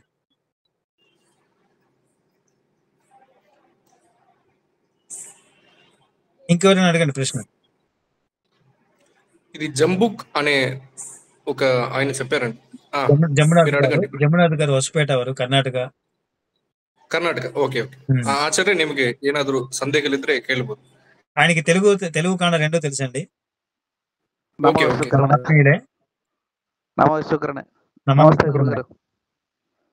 బాగున్నారండి. ఏం లేదు, చిన్న సందేహం ఏం లేదు, సలహా అని అనుకోండి. నేను ఇంతకు ముందు బ్రహ్మగారి మఠం ఇక్కడంతా నేను వెళ్ళి వస్తూ ఉంటాను కదా, మనకు సంబంధించిన పీఠాలు, గురుకులాలు ఏమి ఉన్నాయి కదా, దేవతలు, దేవస్థానాలు, దాంట్లో చిత్రాలు మారుతూనే ఉంటాయి అన్నమాట. పెయింట్ లేదు మనకి. ఇప్పుడు సపోజ్ బ్రహ్మంగారిది అంటే మనం చిత్రం ఊహించుకొని ఉంటాము, ఆ చిత్రం మళ్ళీ మనం పోయేతలకి నెక్స్ట్ ప్రింటింగ్ లో ఉండేది, దాన్ని అట్లే మారుస్తూనే ఉంటారు. మన ఐడెంటిటీని అప్పుడప్పుడు మారుస్తూనే ఉంటారు అనమాట. కొన్ని ఫొటోస్ ఉన్నాయి, సపోజ్ మంత్ర రాఘవేంద్ర స్వామి అనుకోండి, అది ఒకటే ప్యాటర్న్ లో ఉంటుంది, ఎప్పుడు ఒక్క గిర్ర కూడా మార్చిండదు అనమాట. మన ఫొటోస్ ఎందుకు మారుతున్నాయని నాకు అర్థం కావడం లేదు. ఇదే విషయంలో వచ్చేసి తింటిని జగద్గురు మౌనేశ్వర అది కూడా మార్చినారు, తిరుసంగి కాళికాదేవి కూడా మార్చినారు. అవి ఎవరు ఇప్పటికే కానీ పెయింటెడ్ తీసుకుని క్లెయిమ్ చేసుకుని ఇది ఇలాగే ఉండాలని ఒక సిస్టమ్ చేసుకోలేదు. దీని గురించి అందరూ విచారం చేసి దీనికి ఒక మంచి సొల్యూషన్ తీసుకురావాలని మా అభిప్రాయం. ఇదొక అందరికి ఉపయోగపడే సందేహమే. ఏంటంటే ఇప్పుడు వీరబ్రహ్మేంద్ర స్వామి ఫోటో అంటే గతంలో ఏదైతే రిలీజ్ అయిందో అది అందరి మనసులో స్థిరపడింది. దాన్ని ఇంకో కొత్త రూపంలో పండుగడ్డంతోనే ఇంకా చక్కగా వేరే రకంగా చూపిస్తే ఇది వీరబ్రహ్మేంద్ర స్వామి కారేమో, ఇంకెవరో ఇతలేమో అని భ్రమించే అవకాశం అయితే ఉంటుంది. కానీ ఇది ఒక అజ్ఞానమేనండి. ఎందుకంటే వీరబ్రహ్మేంద్ర స్వామి గారు ఎప్పుడు ఒకేలా ఉంటారా? ఒకే వయసులో ఆయన వృద్ధాప్యం వచ్చింది అంటే బాల్యం నుంచి వృద్ధాప్యం వరకు మనం చూసాం. అంటే మనం అంటే మన పూర్వీకులు చూశారు కనుక ఆయా స్థానంలో ఆయా కాలంకి తగ్గట్టుగా రూపాన్ని మనం చిత్రించుకోవచ్చు. ఆ స్వతంత్రం మనకు ఉందండి. కనుక మనం ఇతను వీరబ్రహ్మేంద్ర స్వామి అనే చిత్రం మీరు చిత్రించుకొని మీరు పూజ చేశారనుకోండి, ఆయన ఆ సమయానికి ఆ వయసుకి తగ్గట్టుగా ఆ రూపాన్ని మీరు చిత్రించుకోవచ్చు, దాన్ని పబ్లిష్ చేయొచ్చు. ఆ తప్పని మనం చెప్పాల్సిన అవసరం చెప్పకూడదు. ఎందుకంటే మనం అది కళాకారులం. ఇప్పుడు శివుడు అంటే ఎప్పుడు ఒకేలా ఉంటాడు, తపస్సు చేసుకుని ఉంటాడా? 108 శివలీలలో 108 రకాల విన్యాసాలు ఉన్నాయి. అంటే అలా ఉంటే శివుడు కాదు, ఇలా ఉంటే శివుడు కాదు అంటే అవుతుందా? కాదు కదా. అదే విష్ణు కూడా ఎప్పుడు పడుకునే ఉంటాడు, నిల్చొని ఉంటాడు, కూర్చొని ఉంటాడు, యుద్ధం చేస్తుంటాడు. ఈ తర్వాత యుద్ధం చనిపోయిన తర్వాత హయగ్రీవుడు అవుతాడు. ఇవన్నీ ఉన్నాయి కదా. ఉం? కనుక మనం రూపాలు కూడా మార్చి కూడా దాన్ని మనం ఒప్పుకోవాల్సి వస్తుందండి. అట్లా కాదు గురుగారు, దాని నుంచి ప్యాటర్న్ చేంజ్ అయ్యే దాని నుంచి జనాల్లో తప్పుడు అభిప్రాయాలు పోతా ఉంటాయి. ఇప్పుడు మనం ఎలా పూజించినా నిర్గుణ నిరాత్మ పరాత్మనే పూజిస్తాం అనుకోండి, ఆ రేంజ్లో మన ఫ్రీక్వెన్సీ ఉన్నప్పుడు దాన్ని చేస్తాం. కానీ మన కాలం కాకున్నట్లే చాలా కులస్తులు అందరూ బ్రహ్మం గారిని వాళ్ళు ఇల్లు పని పూజిస్తున్నారు. కానీ ఇవి ఫొటోస్ మారుతూనే ఉంటే కన్నా మనం ఎవరు దాని గురించి పట్టించుకోకున్నట్టున్నాం అనమాట. అంటే ఎన్నైనా పబ్లిష్ చేయొచ్చు, ఏదన్నా కానీ మిస్గైడ్ చేయొచ్చు. ఇంతకు ముందు కొన్ని రోజులు వేరే ఫొటోస్ వచ్చేసి ఇప్పుడు చూడండి, మీరు ఫోటో వీరబ్రహ్మేంద్ర విషయానికి వస్తే స్వామి ఇప్పుడు మనకు మార్కెట్ లో దొరుకుతున్న ఏ ఫోటో కూడా కరెక్ట్ కాదండి. ఏవి కూడా శిల్పశాస్త్ర తాళమానం అనుసరించి ఏది చేయలేదు. ఏంటంటే వాళ్ళు ఏదో ఫైన్ ఆర్ట్స్ నేర్చిన వాళ్ళు హ్యూమన్ అనాటమీ ప్రకారం వాళ్ళు రాసేశారు. కానీ మన సంస్థ ద్వారా దానికి ఒక ప్రణాళిక ఉంది. శిల్పశాస్త్ర తాళమానం ప్రకారము మనకి ప్రజలకు కావాల్సిన దేవత చిత్రాలు మనం రచించి దాన్ని పబ్లిష్ చేద్దాం. అప్పుడు ఇదే ప్యాటర్న్ ప్రతి ఒక్క సనాతన భారతీయుడు అందరింట్లో ఉంటుందండి. అన్ని రాష్ట్రాలకు వెళ్తుంది. దానికి సమయం పడుతుంది, కానీ ఖచ్చితంగా జరుగుతుంది. నేను చేయగలను, చేస్తాను. ఖచ్చితంగా జరుగుతుంది. అది ఎక్కడ కూడా ప్రతి పాత ఫోటోని పడేస్తారు అన్నమాట. పడేసి ఇది శాస్త్ర ప్రమాణము, శిల్పశాస్త్రం ఈ విధంగా చెప్తుంది, దాని యొక్క ధ్యాన శ్లోకం ఇది ఉంది, ధ్యాన శ్లోకం ప్రకారం ఇవి చిత్రరచన జరిగింది, ఈ విగ్రహం జరిగింది అనేది ఎప్పుడైతే మన శిల్పశాస్త్రాన్ని బయటకు తీసుకొస్తామో అప్పుడు విశ్వబ్రాహ్మణుల యొక్క ఆధిక్యత పెరుగుతుంది. అప్పుడు ఈ ఫైన్ ఆర్ట్స్ చేసేవాళ్ళు వాళ్ళు ఏదో ఆ సీనరీస్ ఇది అది మోడర్న్ ఆర్ట్స్ చేయించుకోవడం వరకు పరిమితం అయిపోతారు. దాని తర్వాత మన యొక్క ట్రెడిషనల్ ఏదైతే సాంప్రదాయానికి విలువ వస్తుంది. అప్పుడు విశ్వబ్రాహ్మణుల యొక్క పూర్వవైభవం వచ్చేందుకు ఈ చిత్రాలు కూడా ఒక ఆధారంగా మనకి అవుతుంది. అప్పుడు మనం మీరు చెప్పినట్టుగా ఒక నిబద్ధత తీసుకురావచ్చు అన్నమాట. ఇదే ప్యాటర్న్ చిత్రాలు మనం ఉంచుకోవచ్చు అన్నమాట. ధన్యవాదాలు. శ్రవణ్ గారు మీరు అడగండి ప్రశ్న. నమో విశ్వకర్మణే గురువు గారు, శ్రీ గురుభ్యో నమః. నమో విశ్వకర్మణే. శ్రీ గురువు గారు, ఇందాక మీరు మన ఇంకో భరత్ గారు అన్నారు కదా, ఆయన అడిగినప్పుడు మీరు అన్నారు కదా మన పరమాత్మ విశ్వకర్మ, విష్ణువు ఏమో భగవంతుడు అన్నారు కదా, ఈ రెండింటికి డిఫరెన్స్ ఏమైనా వివరించగలుగుతారా గురువు గారు? దేవతలు పరమాత్మకు తేడా ఏంటని అడుగుతున్నారు. అవును గురువు గారు. చెప్తానండి. ఇప్పుడు పరమాత్మ అనేవాడు ఒకడే అండి. పరమాత్మ అనేవాడు ఒకడే ఉంటాడు. తండ్రి ఆయన, మొత్తం జగత్తుకి ఈ బ్రహ్మాండానికి తండ్రి ఆయన. మనం ఇక్కడ ఒక భూమిలో మనం ఉంటున్నాం. ఇటువంటి భూములు ఎన్ని ఉన్నాయి? మన లెక్క ప్రకారం 12 ఆదిత్యులు ఉన్నారంటే 12 సౌరమండలాలు ఉంటే 12 భూములు ఉంటాయి. అంటే మనం ఏదైతే సాంప్రదాయం ప్రకారం ఇంతమంది దేవతలు ఉన్నారు అనుకుంటే అక్కడ ఒక మనకి సనాతన కల్చర్ అక్కడ ఉంటే అక్కడ కూడా ఇంతమంది దేవతలు ఉండొచ్చు. కనుక దేవతలు ఏంటంటే పరమాత్మ సృష్టించిన సృష్టిలో ఒక భాగం దేవతలు. అంటే ఉత్తములు దేవతలు. ఉత్తమంగా ఎవరైతే ఆలోచిస్తారో, ప్రజలకి మేలు చేయాలనుకుంటారో వాళ్ళ దేవతలు. ఇప్పుడు దేవతలు ఏంటంటే కొన్ని శక్తులు ఉంటాయి, వాళ్ళు కొన్ని పనులు చేయగలుగుతారు, వాళ్ళు ప్రత్యేకంగా ఉంటారు. కానీ వాళ్ళకి నాశనం అనేది ఉంటుంది. ప్రతి సృష్టిలో పుట్టే ప్రతిదీ కూడా నాశనం ఉంటుంది. ప్రళయంలో అంటే కొన్ని ఆయు ప్రమాణం బట్టి ఉంటుంది అనమాట. మానవుల ఆయు ప్రమాణం 100 సంవత్సరాలు అనుకుంటే ఒక జంతువు కాస్త తగ్గుతుంది, ఇంకా జంతువు కాస్త తగ్గుతుంది, క్రిమి కీటకాలకి ఇంకా తక్కువ ఉంటుంది. ఒక రోజులో పుట్టి చనిపోయే జంతువు అంటే జీవులు కూడా ఉన్నాయి. ఈ విధంగా ఆయు ప్రమాణం ప్రకారం వాళ్ళ యొక్క ఇది ఉంటుంది అనమాట. ఇప్పుడు దేవతల ఆయు ప్రమాణం ఏంటంటే సృష్టి ఆఖరి వరకు ఉంటారు వాళ్ళు. అంటే ప్రళయం వరకు ఉంటారు. ప్రళయం అయిపోయిన తర్వాత ఎక్కడికి వెళ్తారు? మళ్ళీ ఆ విశ్వకర్మ గర్భంలోకి వెళ్ళిపోతారు. వాళ్ళు శాశ్వతం కాదు. శాశ్వతంగా ఉండేది పరమాత్మ విశ్వకర్మ, ఆయన శాశ్వతుడు. దీనికి వేదాలే మన చంద్రపాటి గురువు గారు ఎన్నో క్లాసుల్లో చెప్పారు. ఆయన పరమాత్మ ఏ విధంగా పరమాత్మ అని. మనం కూడా చాలా విషయాల్లో మనం ఆర్టికల్స్ రూపంలోనూ ఉపన్యాసాల్లోనూ మనం చెప్పుకున్నాం. కాబట్టి పరమాత్మ విశ్వకర్మ, ఇందులో ఎటువంటి డౌట్ లేదు. దాన్ని ఒక పబ్లిక్ వేదికల్లోనూ డిబేట్లోనూ కూడా మనం నిరూపించవచ్చు. ఇతరు దాన్ని కాదనలేరు. అందుకే మనల్ని ఎవరు కూడా ఎంత డైరెక్ట్ గా పచ్చిగా రాస్తున్నా కూడా మనల్ని అంటే క్వశ్చన్ చేయలేకపోతున్నారు. ఎందుకంటే మనం నిరూపించగలం.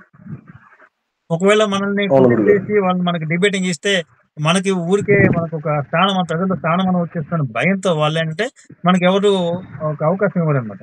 అదే వేరే మనం ఒక రామున్నో ఎవరిని తిట్టామనుకోండి, వెంటనే మనం ఒక రాత్రి మనం సెలబ్రేట్ అయిపోతాం.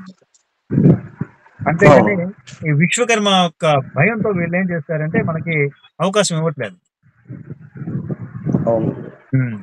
దేవతలకి ఇంకో ప్రశ్న గురువు గారు. పరమాత్మకి తేడా అదండి. ఓకే గురువు గారు. ఇంకో ప్రశ్న గురువు గారు. అడగండి. అశౌచంలో సంధ్యావందనం చేయొచ్చా? ఇది మంచి ఎలా చేయాలి? విధి విధానం. అశౌచాలు 2 రకాలు ఉన్నాయండి.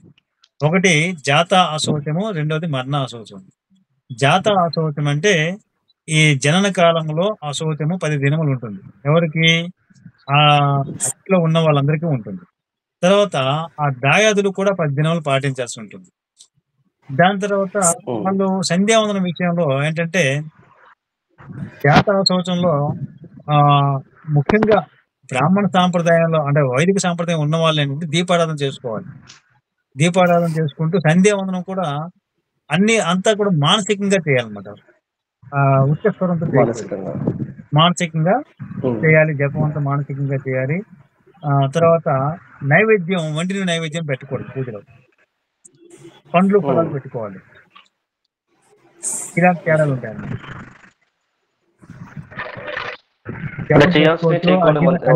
అర్ఘ్యం ఇచ్చుకోవచ్చు, అన్ని చేయొచ్చు.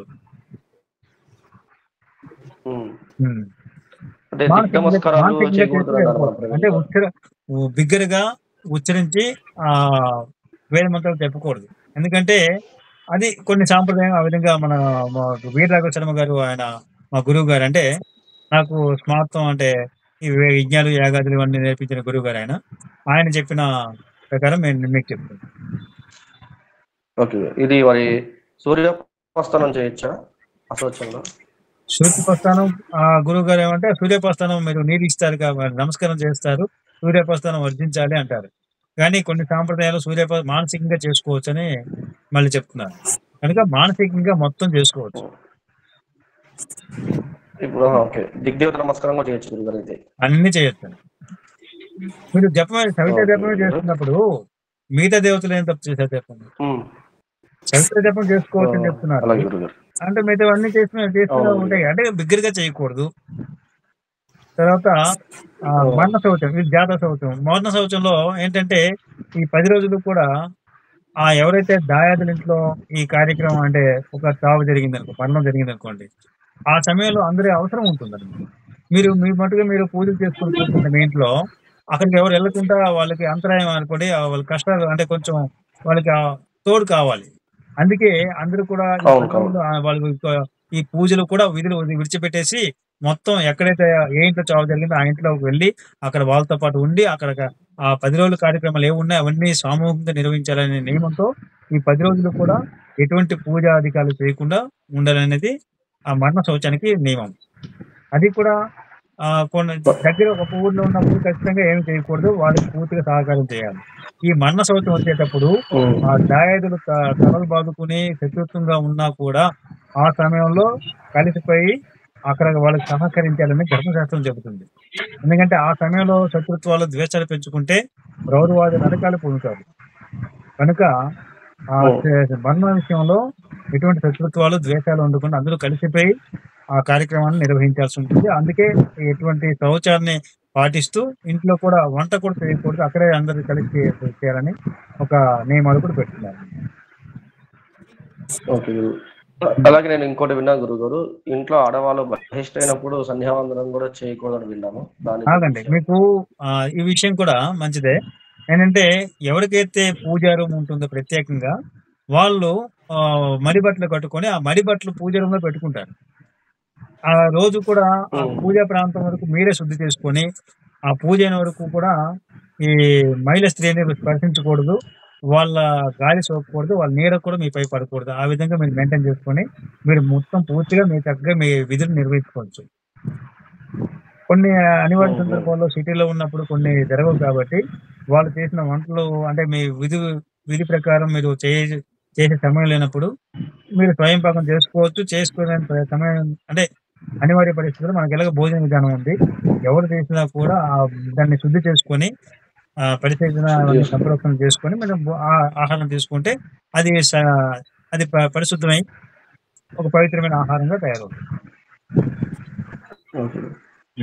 అలాగే ఇప్పుడు మనం భోజన విధిలో భోజన విధి ఉంది కదండి, ఆ భోజన విధిలో చిత్రాయ స్వహ, చిత్రగుప్తాయ స్వహ, యమాయ స్వహ, యమగుండాయ స్వహ ఉన్నాయి కదా, అది వైదికమా అవైదికం గురువు గారు? అవి అలా కొన్ని ఉన్నాయి.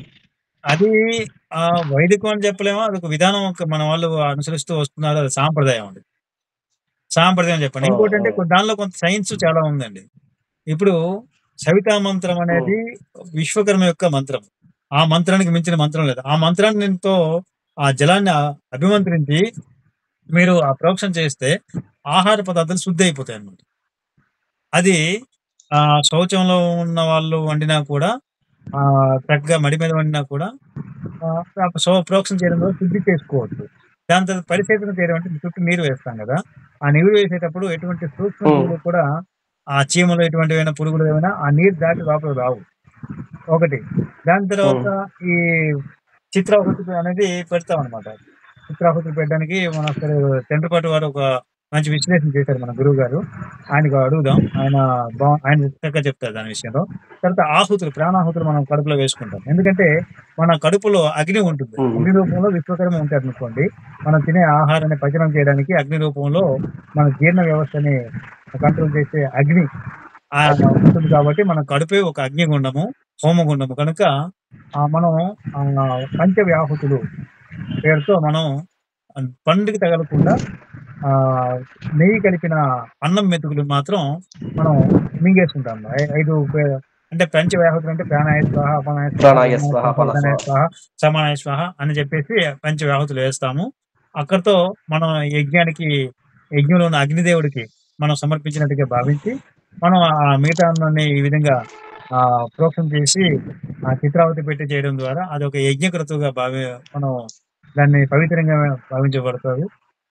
దానివల్ల మనకి ఆధ్యాత్మిక సాధన ఎవరు చేస్తుంటారో వాళ్ళకి అది చాలా ఉపయోగపడుతుంది. శక్తులు కూడా కలిగే అవకాశాలు ఉంటాయి. కనుక మన భోజన విధానం అనేది ప్రతి ఒక్క సనాతన భారతీయులు అనుసరించిన విధానం. ముఖ్యంగా విశ్వకర్మ వంశీయులు దీన్ని తూచ తప్పకుండా పాటించాల్సిన అవసరం ఉంటుంది. ధన్యవాదాలు. ఇంకోటి గురువు గారు, ఇప్పుడు అసోచంలో మన వాళ్ళు ఎవరైనా కాలం చేసినప్పుడు వెళ్ళి వస్తారు కదా, ఇప్పుడు యజ్ఞోపవీతం వెళ్ళి వచ్చాక మార్చుకోవాలా, అక్కడే మార్చుకోవాలా యజ్ఞోపవీతము, లేదంటే ఎట్లాగా? యజ్ఞోపవీతం అన్ని అక్కడే మార్చుకోవాలండి. ఇక్కడే ఇప్పుడు పల్లెల్లో అయితే చెరువు దగ్గరికి, నది దగ్గరికి వెళ్తారు. అక్కడే యజ్ఞోపవీతం మార్చుకొని స్నానం చేసి యజ్ఞోపవీతం మార్చుకొని రావాలి. లేదు అంటే ఆ వ్యవస్థ లేనప్పుడు ఇంటి ముందు నీరు పెట్టుకొని స్నానం చేసి ఆ యజ్ఞోపవీతం మార్చుకొని లోపల రావాల్సి ఉంటుంది.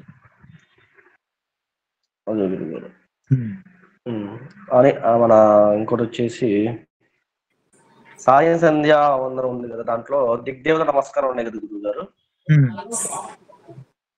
అది సాయం సంధ్య అప్పుడు ఎలా చేయాలి? ప్రాచీ తీసి సూర్యుడు సంధ్యావందన పుస్తకంలో త్రికాలానికి కూడా మంత్ర వ్యత్యాసం చూపించాము. ఆ మంత్ర వ్యత్యాసంతో మీరు అది అభ్యాసం చేసుకోవాలి. తర్పణం ఒకటి, దిగ్దేవత నమస్కారం, దిగ్దేవత నమస్కారం త్రిసంధ్యలో ఒకటే ఉంటుంది.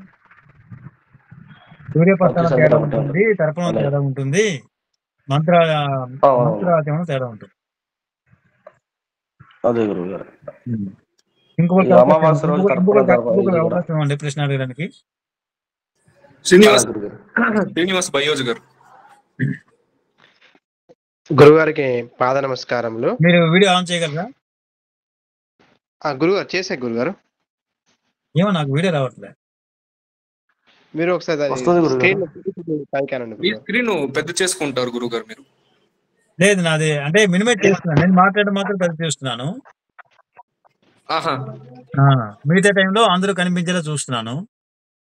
ఇది మరి మీకు ఎందుకు కనిపించడం లేదు తెలియదు.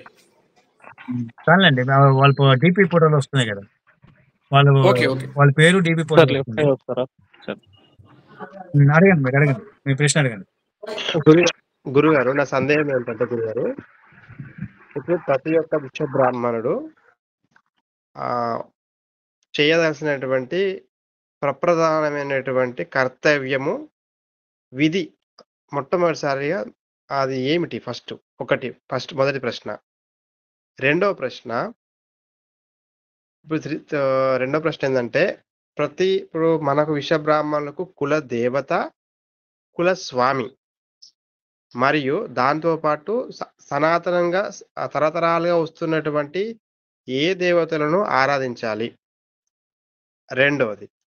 మూడవది, ప్రతి ఒక్క విశ్వబ్రాహ్మణుడు వేద పాఠశాలకు వెళ్లి వేదం నేర్చుకోలేడు. కొందరికి అవకాశం ఉంటుంది, కొందరికి అవకాశం ఉండదు. మినిమం 5వ తరగతి గాని, 7వ తరగతి గాని, 10వ తరగతి వరకు చదువుకున్నప్పటికి కూడా ప్రతి ఒక్క విశ్వబ్రాహ్మణుడు ఏమి నేర్చుకుంటే అతని యొక్క జీవితం అనేది ఉత్తమమైనటువంటి మార్గంలో వెళుతుంది? ఈ 3 విషయాలు చెప్పండి గురుగారు. ఓకే అండి. మీ మొదటి ప్రశ్న ఏంటంటే, మన యొక్క వైశ్వకర్మల యొక్క ఆచారం ఏంటి? అంటే ముందుగా మీరేంటి అనేది మీరు తెలుసుకోవాలి. మీరెవరండి? నా ప్రశ్న సమాధానం చెప్పండి. మీరెవరు? విశ్వబ్రాహ్మణులు, వైశ్వకర్మణులు. వైశ్వకర్మలు అంటే విశ్వకర్మ వంశ సంజాతులు, అంటే విశ్వకర్మ వంశంలో పుట్టిన వాళ్ళు. విశ్వకర్మ ఎవరు? ఆయన పరమాత్మ. ఆ పరమాత్మ వంశంలో పుట్టారు అంటే మీకు దేవత పరంపర ఉంది. సో మానవులలో శ్రేష్ఠులు విశ్వకర్మ వంశీకులు. కనుక శ్రేష్టమైన ధర్మాచరణ మీకు కలిగి ఉండాలి. ఏంటి ఆ ధర్మాచరణ? ఉదయాన్నే ప్రాతः సంధ్యంలో ప్రాతకాలంలో లేచి, బ్రాహ్మీ ముహూర్తం లేచి మీరు కాలకృత్యములు తీర్చుకొని సంధ్యావందనం చేయాలి. సంధ్యావందనం చేసిన తర్వాత అగ్నిహోత్రం చేయాలి. అగ్నిహోత్రం చేసిన తర్వాత జపాలు ఇవన్నీ ఉంటే చేసుకోవాలి. తర్వాత యోగా అవసరం అంటే సమయం వాళ్ళు చేసుకోవాలి. ఇది సంధ్యావందనం అనేది త్రికాలం చేయాలంటే ఉదయం, మధ్యాహ్నం, సాయంత్రం. అవసరం అంటే అంతటి అవకాశం లేని వాళ్ళు 2 కాలాల్లో చేయొచ్చు. అది కూడా కుదిరిన వాళ్ళు కనీసం ఉదయాన్న సంధ్యావందనం చేయాలి.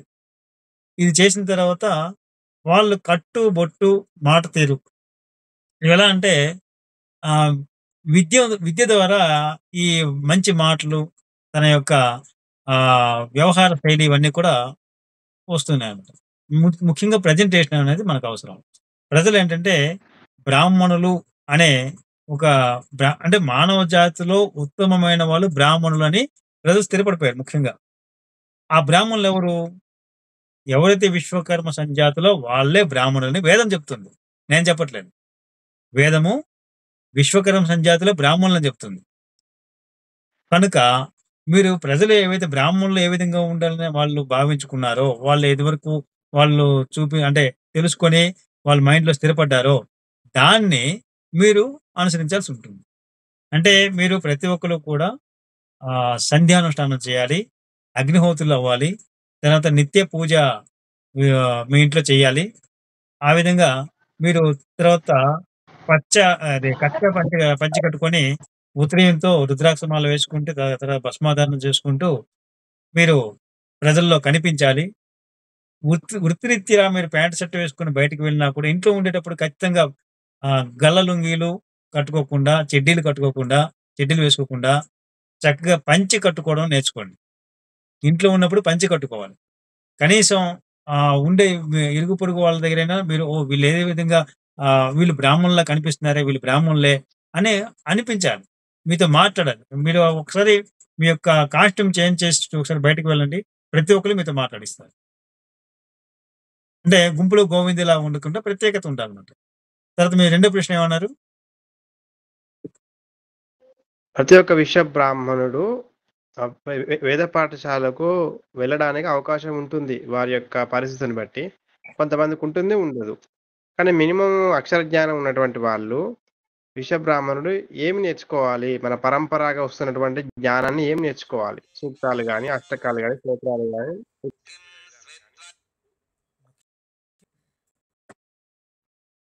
ప్రతి ఒక్క విశ్వబ్రాహ్మణుడు వినబడుతుందన్నమాట. కాల్ వచ్చింది, చూడండి. వినబడుతుందన్నమాట. వినబడుతుంది. ప్రతి ఒక్క విశ్వబ్రాహ్మణుడు కూడా ఏమి నేర్చుకోవాలి అంటే మొట్టమొదటిగా పరమాత్మ ఎవరు అనేది తెలుసుకోవాలి. పరమాత్మ ఎవరు? విశ్వకర్మ.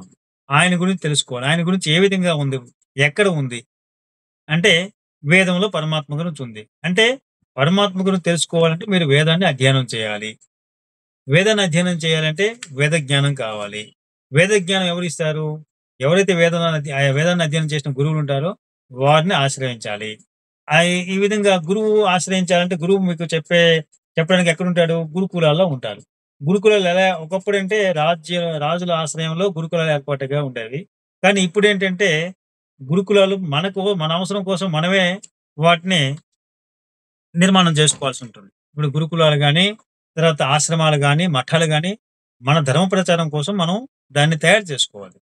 అంటే మనలో ఒకరిని అన్ని విషయాలు నేర్చుకునేలా ప్రోత్సహించి, వాళ్ళని సహకరించి, నువ్వు ఇదే పనిలో ఉండు. మీకు మేము చూసుకుంటాం. అంటే మీ మఠ నిర్వహణ మేము చేసుకుంటాం. అంటే ఒక ఊర్లో ఒక 10 ఊర్లు కలిపి ఒక మఠం ఉందనుకోండి. ఆ మఠానికి 10 ఊర్ల వాళ్ళు కూడా తలో ఒక రూపాయి ఏస్తే ఆయన వేరే పని చేయక్కర్లేదు. అప్పుడు ఆయన పూర్తిగా జీవన పర్యంతం శాస్త్రాధ్యయనం, ధర్మాధ్యయనం చేస్తూ ప్రజల్ని మోటివేట్ చేస్తే మార్గదర్శకుడు గురువుగా తయారవుతారు. ఆ విధంగా గురుకుల వ్యవస్థ అనేది, మఠ పీఠాల వ్యవస్థ అనేది మనకి అవసరం. మనమే చేసుకోవాలి. గతంలో ఈ విధంగా ఏర్పడినవే మఠాలు, పీఠాలు. గానీ ఇప్పుడు ఏ మఠం కూడా అంతా వ్యాపార కేంద్రాలుగా మారిపోయి ఎటువంటి ప్రజలకు ప్రయోజనం లేకుండా అంటే ఒక దందాలు అంటే మాఫియాలా తయారైపోయినారు. అంతా వేల కోట్లతో నడుస్తుంది వ్యవహారం. కానీ ప్రజలకు ఎందుకు ఉపయోగపడుతుందా అంటే ఎక్కడ ఒక శూన్యం అనమాట. ఇప్పుడు మీరు ఆయనతో వెళ్ళి మాట్లాడాలంటే ఎంతో డబ్బులు ఇవ్వాలి. లక్షలు ఇస్తే ఆయనకి పాద నమస్కారం చేయొచ్చు. ఒక స్వామీజీ ఉంటాడు. ఆయన పాదం ముట్టాలంటే మీరు ₹1,00,000 ఇవ్వాలండి. ఏమొస్తుందో నాకైతే తెలియదు. ఆయన చెప్పేదంతా ప్రజలకు చేసేది మోసమే. అటువంటి స్వామిని ముట్టడానికి మీరు ₹1,00,000 ఇచ్చి ముట్టాలి. పాద పూజ చేయాలంటే 2,00,000, 3,00,000 ఇవ్వాలి. ఇలాంటి నియమాలు పెట్టుకుంటాడు. పొరపాటున ఆయన ఏదో మహానుభావుడు స్వామీజీ అని మీరు ముట్టేశారనుకోండి, ఆయన ఉపాసన చేస్తారంట. ఆ పాపంతో మీరట జన్మ నాశనం అయిపోతుందంట. మీరు చచ్చిపోతారంట. ఇలాంటి స్వామీజీలు ఉన్నారు. కానీ నిజానికి ఆ మఠాలు, గురుకులాలు ఇవన్నీ ఏంటంటే మనమే తయారు చేసుకోవాలి. మన ధర్మం కోసం, మన సనాతన ధర్మం బతికించుకోవడం కోసం మనల్ని ఒకరిని ఎంచుకోవాలి. ఏ విధంగా ఎంచుకోవాలి? వాడి యొక్క జన్మ తిథి ప్రకారం, అంటే జన్మ నక్షత్రం ప్రకారం వాళ్ళ జన్మకుండలు చూసి ఇతను వైరాగ్యంతో ఉంటాడు, ఇతను ధర్మ సంస్థాపన చేయగలడు, ఇతడు చేయలేడు, ఇతడు సంసారి అవుతాడు, ఇతడు గురువు అవుతాడు అనేది మనకు అంత తెలిసిపోద్ది అనమాట. జాతక చక్రంలో, జ్యోతిష్యంలో మనం గ్రహించవచ్చు. అలా గ్రహించి అటువంటి వాడిని ఎంచుకొని వానికి అన్ని మనం తయారు చేసి నేర్పించి మనం ఆ స్థానంలో కూర్చోబెట్టి మనం ఆయన గౌరవించుకొని ముందు తీసుకువెళ్ళాలి. ఎగ్జాంపుల్‌కి ఇక్కడ కర్ణాటకలో కట్పాడి, దక్షిణ కర్ణాటకలో కాళహస్తీంద్ర స్వామి ఉన్నారు. ఆయన ఇదే విధంగా ఒక పేద కుటుంబంలో పుట్టిన కుర్రాడిని ఎంచుకొని ఆయన గురువు అవుతారని ఆయన జాతకంలో తెలుసుకొని ఆయనకి మైసూరు సంస్కృత విద్యాలయంలో జాయిన్ చేసి సంస్కృతం నేర్పించారు. అంతే. ఆయన తర్వాత కొంత వేదాంతం నేర్చుకున్నారు. ఆయనకి సన్యాసం అంటే వివాహ యోగం లేదు జాతకంలో. గురుస్థానంలో సన్యాసం అవుతారని ఉంది. కనుక ఆయనకి ఒక చిన్న మఠంలో ఏర్పాటు చేసి కొంత భూమిని సేకరించి ఆయనకి ఒక మఠం, ఒక ఇల్లు కట్టించి అక్కడ ఆయనకి గురువుగా ఏర్పాటు చేసుకొని పట్టాభిషేకం చేశారు. ఆ పట్టాభిషేకం చేసేటప్పుడు శృంగేరి భారతీ స్వాముల ద్వారా చేశారు. ఆ విధంగా మన కుర్రోడిని ఒకరిని పెట్టుకొని గురువుగా మనం ఆయనకి స్థానమానం ఇచ్చి తన ద్వారా ఇప్పుడు ఆయన ఏం చేశాడు? ఆయన ఒక వేద పాఠశాల పెట్టాడు. ఇప్పుడు మనకి ఋగ్వేద వేద పాఠశాల మన విశ్వ బ్రాహ్మణులకి అదొకటే ఉంది. అక్కడ ఘనాపాఠం వరకు చెప్తుంటారు. కనుక ఈ గురువు గారు పెద్ద పండితులని నేను చెప్పను, కానీ ఆయన ద్వారా మన సాంప్రదాయం ఇలా ఉంది, మన గురుకులాలు ఇంత గొప్పగా ఉన్నాయి, ఇంత సంపన్మూలంగా మన గురువులు ఉన్నారని చెప్పుకోవడానికి, మనం చూపించుకోవడానికి ఒక స్థానం దక్షిణ కర్ణాటకలో ఈ కట్పాడి స్వామి. తర్వాత ఇంకా మనకి పెద్ద గురువు గారు ఉంటారు. ఆయనకన్నా సీనియర్ శివాత్మానంద స్వాముల వారు. ఈయన పౌరాణికంగా ఉన్నా కూడా ఏం చేస్తారంటే ఈయన కూడా సాంప్రదాయం విషయంలో ఎవరికి తీసిపోరు. ఆయన శంకరాచార్యుల ఒక పద్ధతుల్ని పాటిస్తుంటారు. శృంగేరి సంస్థానం అనుసరిస్తుంటారు. శృంగేరి సంస్థానం అంటే మనదే కదా, పూర్వం ఆదిశంకరాచార్యులు మనవాడే కాబట్టి మనం శృంగేరి సంస్థానం అనుసరించడంలో తప్పేం లేదు. ఇంకా మీ మూడో ప్రశ్న ఏంటండి? మన విశ్వ బ్రాహ్మణుడు మనకు కుల దేవత ఉంటుంది. కులస్వామి, కులదేవత, కులస్వామి. అదేవిధంగా మనం ఏ గ్రామంలో జన్మిస్తామో ఆ గ్రామం యొక్క పొలిమేర దేవత కావచ్చు, గ్రామ దేవత పోచమ్మ తల్లి కావచ్చు. ఇట్లా ప్రతి ఒక్క విషయ బ్రాహ్మణుడు పూజించవలసినటువంటి ముఖ్యమైనటువంటి దేవతలు ఒక ఐదు చెప్పండి గురుగారు. అంటే మనకు విశ్వకర్మ భగవాన్ అల్టిమేట్ సుప్రీం గాడ్ ఆల్రెడీ మనం పరమాత్మ. కులదేవత గురించి చెప్పుకున్నామండి. అది మీరు ఒకటి ఆలోచించుకోండి. మీరు ప్రజల్లో ఏ విధంగా ప్రెజెంటేషన్ కావాలనుకుంటున్నారో దానిపైన మీ యొక్క ఆరాధన ఉంటుంది. మీరు వైదికుల, పౌరాణికుల అనేది మీరు నిర్ణయించుకోవాల్సి ఉంటుంది. మీరు పౌరాణికులు వైదికులం అనుకుంటే మీరు బ్రాహ్మణులు కారు, శంకర జాతి వాళ్ళు. ఒకే మాటలో చెప్పాలంటే వైదికులు అనుకుంటే మాత్రమే బ్రాహ్మణులు. వైదికులు అనుకుంటే వేదంలో చెప్పబడిన దేవతలను ఆరాధించాలి. వేదంలో విశ్వకర్మ అల్టిమేట్ పరమాత్మ, ఆయనకు మించిన భగవంతుడు లేడు. ఆయన ఒక్కరిని ఆరాధన చేస్తే చాలు, అందరి దేవతలు కూడా మీకు సరెండర్ అవుతారు. మీ కులదేవత కానీ, మీ ఇంటి దేవుడు కానీ విశ్వకర్మని నిర్ణయించుకొని మీరు వైదిక ఆచరణ చేస్తూ మీరు ఆయన ఒక్కరి ఆరాధన చేస్తే అందరూ కూడా మీకోసం పనిచేస్తారు. గురుగారు ఇంకొకటి నా ద్వారా మన విషయ బ్రాహ్మణులకు ఒక సందేశం గురుగారు, ఒక మన మెసేజ్. వీరబ్రహ్మేంద్ర స్వామి వాక్యాల్లో కూడా చిల్లర దేవుడికి కొలిచేవురా చెడేవురా చెడేవురా అని ఒక వాక్యం ఉంది, వినుంటారు మీరు కూడా. చిల్లర దేవులకు మొక్కుచునుచుంటే చిత్తము చెడు ఒరే ఒరే, నీలో ఉన్న ఆత్మను చూడు, నీవే వెలుగుదవు ఒరే ఒరే. అవునండి. ఇప్పుడు మనం ఇందుకు గతంలో చెప్పుకున్నాం, ఏషదేవ విశ్వకర్మ మహాత్మ అనే ఉపనిషత్తు మంత్రం. అంటే ఆత్మలో ఉండే భగవంతుడు ఎవరు? విశ్వకర్మ. నీ చిత్తలో, నీ ఆత్మలో ఉండే భగవంతుని నువ్వు తెలుసుకుంటే నీ యొక్క పురోగతి, నీ యొక్క జన్మ సార్థకత ఏర్పడుతుందని మన స్వామివారు ఎప్పుడో చెప్పారు. కనుక ఈ చిల్ల దేవతలను మొక్కడం మానేసి డైరెక్ట్ గా మీరు సాక్షాత్ విశ్వకర్మ వంశం వాళ్ళు కనుక, ఆయన ముఖం నుంచి పుట్టిన వాళ్ళు కనుక మీరు ఆ విశ్వకర్మనే ఆరాధన చేయడం ద్వారా అన్ని మీకు ఇష్టకామత సిద్ధిస్తుంది.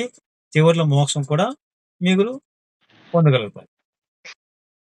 గురుగారు నేను కూడా సమాజాన్ని మోటివేట్ చేస్తున్నాను, అంటే కొన్ని ఖండిస్తున్నాను. మన వీరబ్రహ్మేంద్ర స్వామి ఎట్లా అయితే ఈ జీవహింసలు ఖండించాలి, అదేవిధంగా మాంసాన్ని, మద్యాన్ని, ఇంకా కొన్ని మూఢాచారాలను నేను కూడా యుద్ధం చేస్తున్నా గురుగారు సమాజంలో. ఎందుకంటే నేను పౌరోహిత్యం దాదాపు 5 సంవత్సరాల నుంచి పౌరోహిత్యం చేస్తున్నాను గురుగారు. మా గురుగారు ఎవరంటే సిద్దిపేట మహామ్మాయి గుడి బ్రహ్మశ్రీ కొత్తపల్లి శంకరాచార్యులు. మీకు పరిచయమే ఉంటుంది గురుగారు. మీ ఇంటి పేరు? బైరోజు శ్రీనివాసాచార్యుల. అవునండి, మీరు గురుగారు. పౌరోహిత్యం చేస్తారు. అయితే ఆ పౌరోహిత్యం 2019 నుండి చేస్తున్నాను గురుగారు. అంతకుముందు కూడా మా నాన్నగారు అంటే ఇలా ప్రవచనాలు చెప్తూ ఉండేటువంటి వాడు. మా నాన్న ఇన్స్పిరేషన్ తోటి నేను ఈ యొక్క రంగంలోకి ఇష్టం కొద్దీ రావడం జరిగింది. గురువుగారి యొక్క దయ వల్ల గణపతి పూజ, పుణ్యావచనం, నవగ్రహాలు, పంచసూక్తములు అన్ని నేర్చుకున్నాను గురుగారు. విశ్వకర్మ సూక్తం కూడా ఇప్పుడు అప్పట్లో సరయుక్తంగా లేకుండా ఇప్పుడు ఈ లింక్ ద్వారా నేర్చుకున్నాను గురుగారు. గురుగారు ఇప్పుడు నమ్మకం చమకం నేర్పుతున్నారు. అయితే ఇప్పుడు మీ ద్వారా నేను అంటే మీ అందరికి ఒక మెసేజ్ ఇవ్వాలి గురుగారు. ప్రతి ఒక్క విశ్వ బ్రాహ్మణుడు పంచమకారాలకు అది అసాధ్యమైనప్పటికీ కూడా రెండిటికి మాత్రం తప్పకుండా దూరంగా ఉండాలి. 1 మద్యం, 2 మాంసం. ఇప్పుడు కొన్ని గుళ్ళల్లో పెద్దమ్మ గుడి, పోచమ్మ గుడి, ఎల్లమ్మ గుడి, మైసమ్మ గుడి, పోలేరమ్మ గుడి, ఇట్లా వీరభద్ర స్వామి గుడి, నరసింహస్వామి గుడి ఖచ్చితంగా బలిస్తారు, మేకలను గొర్రెలను బలిస్తారు కదా గురుగారు. ఇది దేవతల పేర్లు చెప్తూనే జిహ్వ చాపల్యంతో అందరూ తినడం జరుగుతుంది. మన విశ్వ బ్రాహ్మణులే, ఎవరో కాదు. నేను ఎవరి గురించి అడగను. మన వాళ్ళలో ఈ దురలవాటు, దురాచారం ఉంది. ఇది సదాచారం వైపు వెళ్లే విధంగా మీరు సందేశాత్మకంగా అందరికీ కనువిప్పు వేసే విధంగా సమాచారం ఇవ్వండి గురుగారు. చాలా మంచి ప్రశ్న అడిగారండి. గతంలో మన గుంటూరులో మహిళా సదస్సులో మాంసాహారం గురించి నేను మాట్లాడాను. అంటే ఆహార పద్ధతులు, మనం విశ్వకర్మ వంశీయులు ఏ విధమైన ఆహారం తీసుకోవాలి, సాత్విక ఆహారమా, మాంసాహారమా, అది తీసుకుంటే ఏమవుతుంది, ఇది తీసుకుంటే ఏమవుతుంది, దాని ఫలితాలు ఎలా ఉంటాయి, దీని ఫలితాలు ఎలా ఉంటాయి అని చెప్పడం జరిగింది. కాకపోతే నేను మీకు ముందే అడిగాను కదా, మీరు వైదికుల, అవైదికుల. వైదికులు అనేవాళ్ళు సాత్విక ఆహారం భుజించాలని మనకి ధర్మశాస్త్ర గ్రంథాలు కూడా చెప్తున్నాయి. తర్వాత ఇంకొకటి, ఈ మాంసాహారం అనేది ప్రాంతీయ పద్ధతులు అనుసరించి వెళ్తాయి. ఇప్పుడు ఉదాహరణకి ఒడిశా తీసుకోండి. ఒడిశాలో ప్రతి ఒక్క బాపనుడు కూడా వాడు మాంసం పబ్లిక్ లో తింటారు. పబ్లిక్ లో తీసుకెళ్తారు, ఇంటికి తీసుకెళ్తారు. అందరు చూస్తుండగానే వీళ్ళు కూడా అందరిలో తింటారు. అస్సాంలోను, ఒడిశాలోను, బెంగాల్లోను, తర్వాత కొంత దక్షిణ కర్ణాటక మంగళూరు ప్రాంతంలోను, అంటే సముద్ర తీర ప్రాంతంలో ఈ నాన్ వెజ్ తినే ప్రతి ఒక్క బ్రాహ్మణుడు తింటాడు. పబ్లిక్ అందరికీ తెలుసు అన్నమాట. కనుక అక్కడ ప్రాంతీయ ఆచారం అది ఉంటే పర్వాలేదు. లేదు అన్నప్పుడు మీరు వైదికుల అంటే అవైదికులు అనేది మీరు నిర్ణయించుకొని, మీరు వైదికులు మాకు సమాజంలో పేరు ప్రఖ్యాతి అంటే గౌరవం కావాలి. మేము దేవతా వంశీకులు అనుకున్నప్పుడు దేవతా వంశీకుల అంటే ఇప్పుడు బ్రాహ్మణ అనే వాళ్ళే దేవతలకి మనుషులకి మధ్య సారథులుగా ఉంటారు. అటువంటి వాళ్ళే శ్రేష్ఠులు అనే ప్రజల అభిప్రాయం ప్రకారము బ్రాహ్మణులుగా ఉండడానికి మీరు ప్రయత్నించాలి. అప్పుడే మీరు వైదికులుగా మీరు అంటే మీరు ఆచరించినట్టు అవుతుంది. ఎవరైతే వైదికులు అవుతారో వాళ్ళు శ్రేష్ఠులుగా ఉండాలంటే వాళ్ళు శాకాహారం భుజించాలి. శాకాహారం భుజించే ఆహార పద్ధతులు ఖచ్చితంగా పాటించాల్సి ఉంటుంది. అప్పుడే మీకు సమాజంలో గౌరవం ఉంటుంది. లేదంటే ఇప్పుడు వేరే బ్రాహ్మణుల్లో కూడా నాన్ వెజ్ తినే వాళ్ళు ఉన్నారు, తినని వాళ్ళు ఉన్నారు. అదే విధంగా మాకు చాలా మంది ప్రశ్నించేటప్పుడు, అయ్యా కొంతమంది మధ్యలో ఈ విధంగా దారి తప్పారు, వాళ్ళని మన సక్రమైన దారికి తీసుకురావడానికి ప్రయత్నం చేస్తున్నామని మేము చెప్తుంటాం. కానీ ఇదేంటంటే ప్రతి ఒక్కళ్ళు మార్పు తీసుకురావాలంటే సరైన వ్యవస్థ ఉండాలి. ఆ వ్యవస్థ ఏంటంటే ప్రాంతీయ స్థాయికి వెళ్ళి వాళ్ళకి ఎడ్యుకేట్ చేసి వాళ్ళ సాంప్రదాయం, వాళ్ళ యొక్క పుట్టుక ఏంటి, వాళ్ళు ఏ విధంగా ప్రజల్లో శ్రేష్ఠులు, గురువులుగా, మార్గదర్శులుగా ఉన్నారు అనే విషయాలు వాళ్ళకి తెలియజేస్తే వాళ్ళుగా స్వతంత్రంగా వాళ్ళు మానేస్తారు. తర్వాత జ్యోతిష్యాన్ని కూడా జ్యోతిష్యం మరియు బ్రహ్మజ్ఞానం కూడా దీన్ని జోడించుకోవాల్సి ఉంటుంది. ప్రజల్ని వాళ్ళ ఎన్నో సంవత్సరాల నుంచి కొన్ని తరాల నుంచి వస్తున్న ఆచారాన్ని మాన్పించాలంటే వాళ్ళ మనసులో పుట్టేలా మనం మాట్లాడాల్సి ఉంటుంది. ఒకేసారి మీరు ఇది మానేసేయండి అంటే మానరావాలి. వాళ్ళ మనసులో పుట్టాలి అంటే దానికి ఒక భగవంతుడి శక్తితో, భగవంతుడి అనుగ్రహంతో మనం ఒక పద్ధతిలో మాట్లాడి వారిని ఆ విధంగా మనసులోనే విరక్తి రావాలి. ఇది మన పద్ధతి కాదు. మనం ఇంకో జీవుల్ని హింసించి మనం బతకాల్సిన బతుకు మనకు అవసరమా అనే ఒక విషయాల్ని వాళ్ళకి మనసులో చేస్తే వాళ్ళుగా మానేస్తారు. నా అనుభవం జరిగింది. నా ఉపన్యాసాలకి ఇతర జాతీయులు కూడా మానేసి సస్యాహారులు అయిపోయారు. మన వాళ్ళు కూడా చాలా మంది మాని నాకు అప్డేట్ చేస్తున్నారు.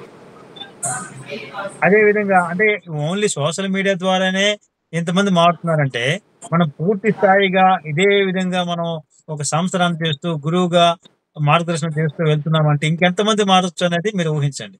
మనం ఒక సంస్థ ఏర్పాటు కావాలి. నన్ను గురువుగా మీరందరూ బయటకు తీసుకువెళ్ళాలి. అప్పుడు మీరు ప్రతి చోట మా యొక్క ఉపన్యాసాలు పెట్టి మేము పూర్తిగా వేరే జాతుల్లో గురువులు ఏ విధంగా ఆరాధిస్తున్నారో ఆ విధంగా మీరు మమ్మల్ని ఒక స్థానమానం ఏర్పాటు చేస్తే మా యొక్క మాటకు మీరు విని సమాజంలో మీరు నా యొక్క ఉపన్యాసాన్ని ప్రభావితం చేసి అనుసరించేలా చేయగలిగితే అప్పుడు మనం ఖచ్చితంగా పూర్వ తీసుకొస్తాము. అందరూ కూడా మనమే వైదికులు, మనమే బ్రాహ్మణులను ఒప్పుకుంటారు. అంటే ఇప్పుడు తర్కానికి నేను ఒప్పించేస్తాను, కానీ ఆచరణలో మనం చూపించాలంటే మాత్రం కొన్ని కఠినమైన నియమాలు తీసుకోవాల్సి ఉంటుంది. దానికి కొంత త్యాగం కూడా చేయాలి. ఎక్కువ అవసరం లేదండి. రోజు రూపాయి త్యాగం చేస్తే చాలండి. ఒక సంస్థ నిలబడుతుంది, మన జాతి బాగుపడుతుంది. ఇంతేనా? ధన్యవాదాలు గురుగారు. మన ప్రవీణ్ గారు కూడా శిష్యులు ప్రవీణ్ గారు నమో విశ్వకర్మణ చెప్పండి. ముందుగా క్షమించాలి గురుగారు, సాంప్రదాయ దుస్తుల్లో లేదు, అందుకు వీడియో ఆన్ చేయలేదు. పర్లేదండి.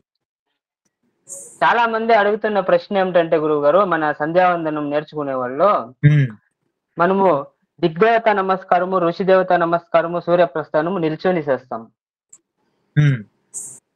కూర్చొని కాకుండా ఉదయం మధ్యాహ్నము పూర్వాభిముఖంగా నిల్చొని చేస్తాము.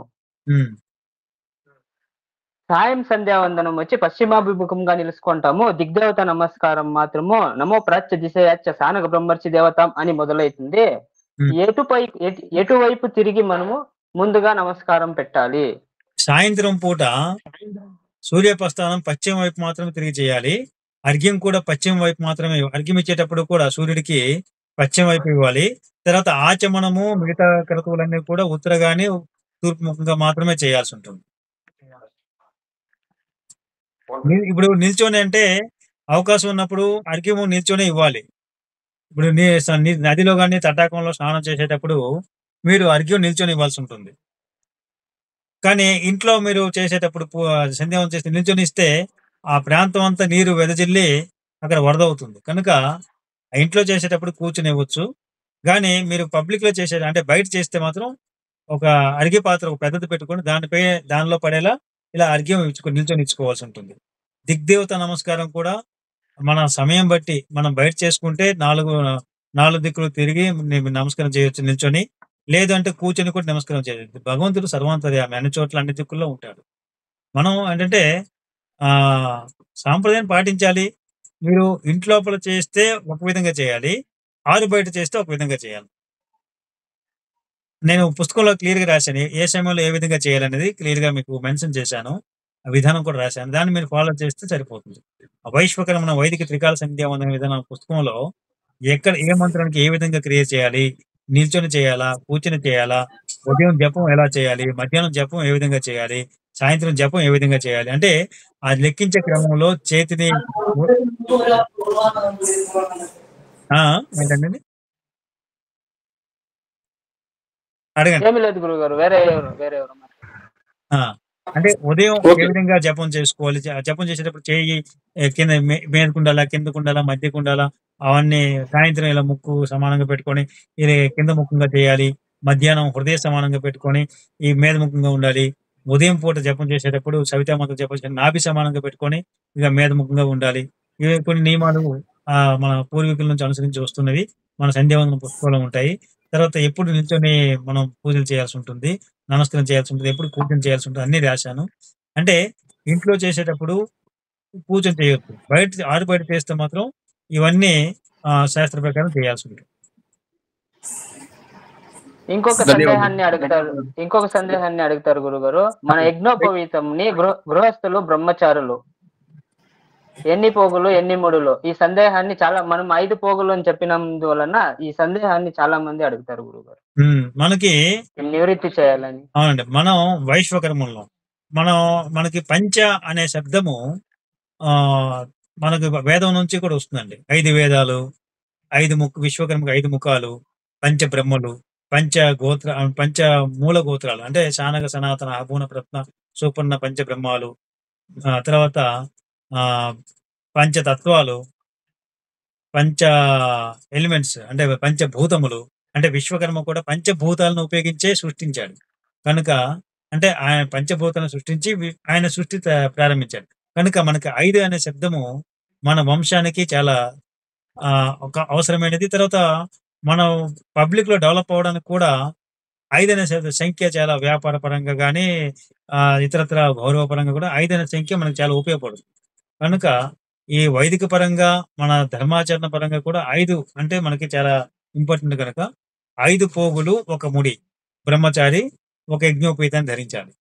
అదే గృహస్థుడు అయితే 5 పోగులు 5 మూడులు అంటే 5 యజ్ఞోపేతాలు గృహస్థుడు ధరించాల్సి ఉంటుంది. 5 పోగులతో ఉండే జంజాలు 5 పోగులు ఒక ముడితో ఉండే జంజాలు 5ని 5 సార్లు ధరించాలి. 5 సార్లు యజ్ఞోపేతం పరమం పవిత్రం ప్రజాపతి ప్రస్తా ఆతో ఆయుష్ మగ్నం ప్రతిమం శుభ్రం యజ్ఞోపేతం బలము తేజ అని 5 యజ్ఞోపేత ధారణ చేసేటప్పుడు ఆ సంకల్పం చెప్పుకుంటూ ఆచమనం చేస్తూ ధరింపు చేయాల్సి ఉంటుంది అన్నమాట. అంటే మొత్తం 25 ఉండాలా గురుగారు ప్రతి ఒక్క 25 పోగులు 5 మూడులు అనమాట. అంటే 5 యజ్ఞోపేతాలకి పోగులు ఉంటాయి.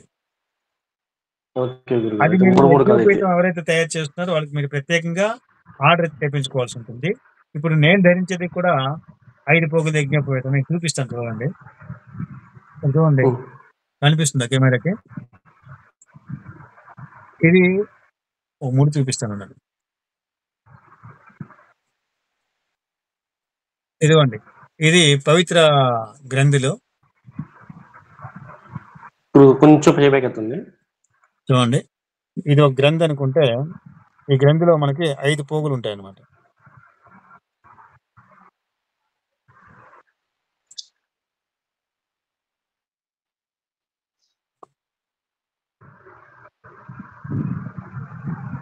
ఇదిగోండి 5 పోగులు ఉంటాయి. ఈ విధంగా 5 మూడులు అనమాట, 5 యజ్ఞోపేతాలు. 5 ముళ్ళు 5 యజ్ఞోపేతాలు కాస్త కొంచెం లావు కనిపిస్తుంది అంతే. 5 ముళ్ళు 5 పోగులు ఉంటాయి.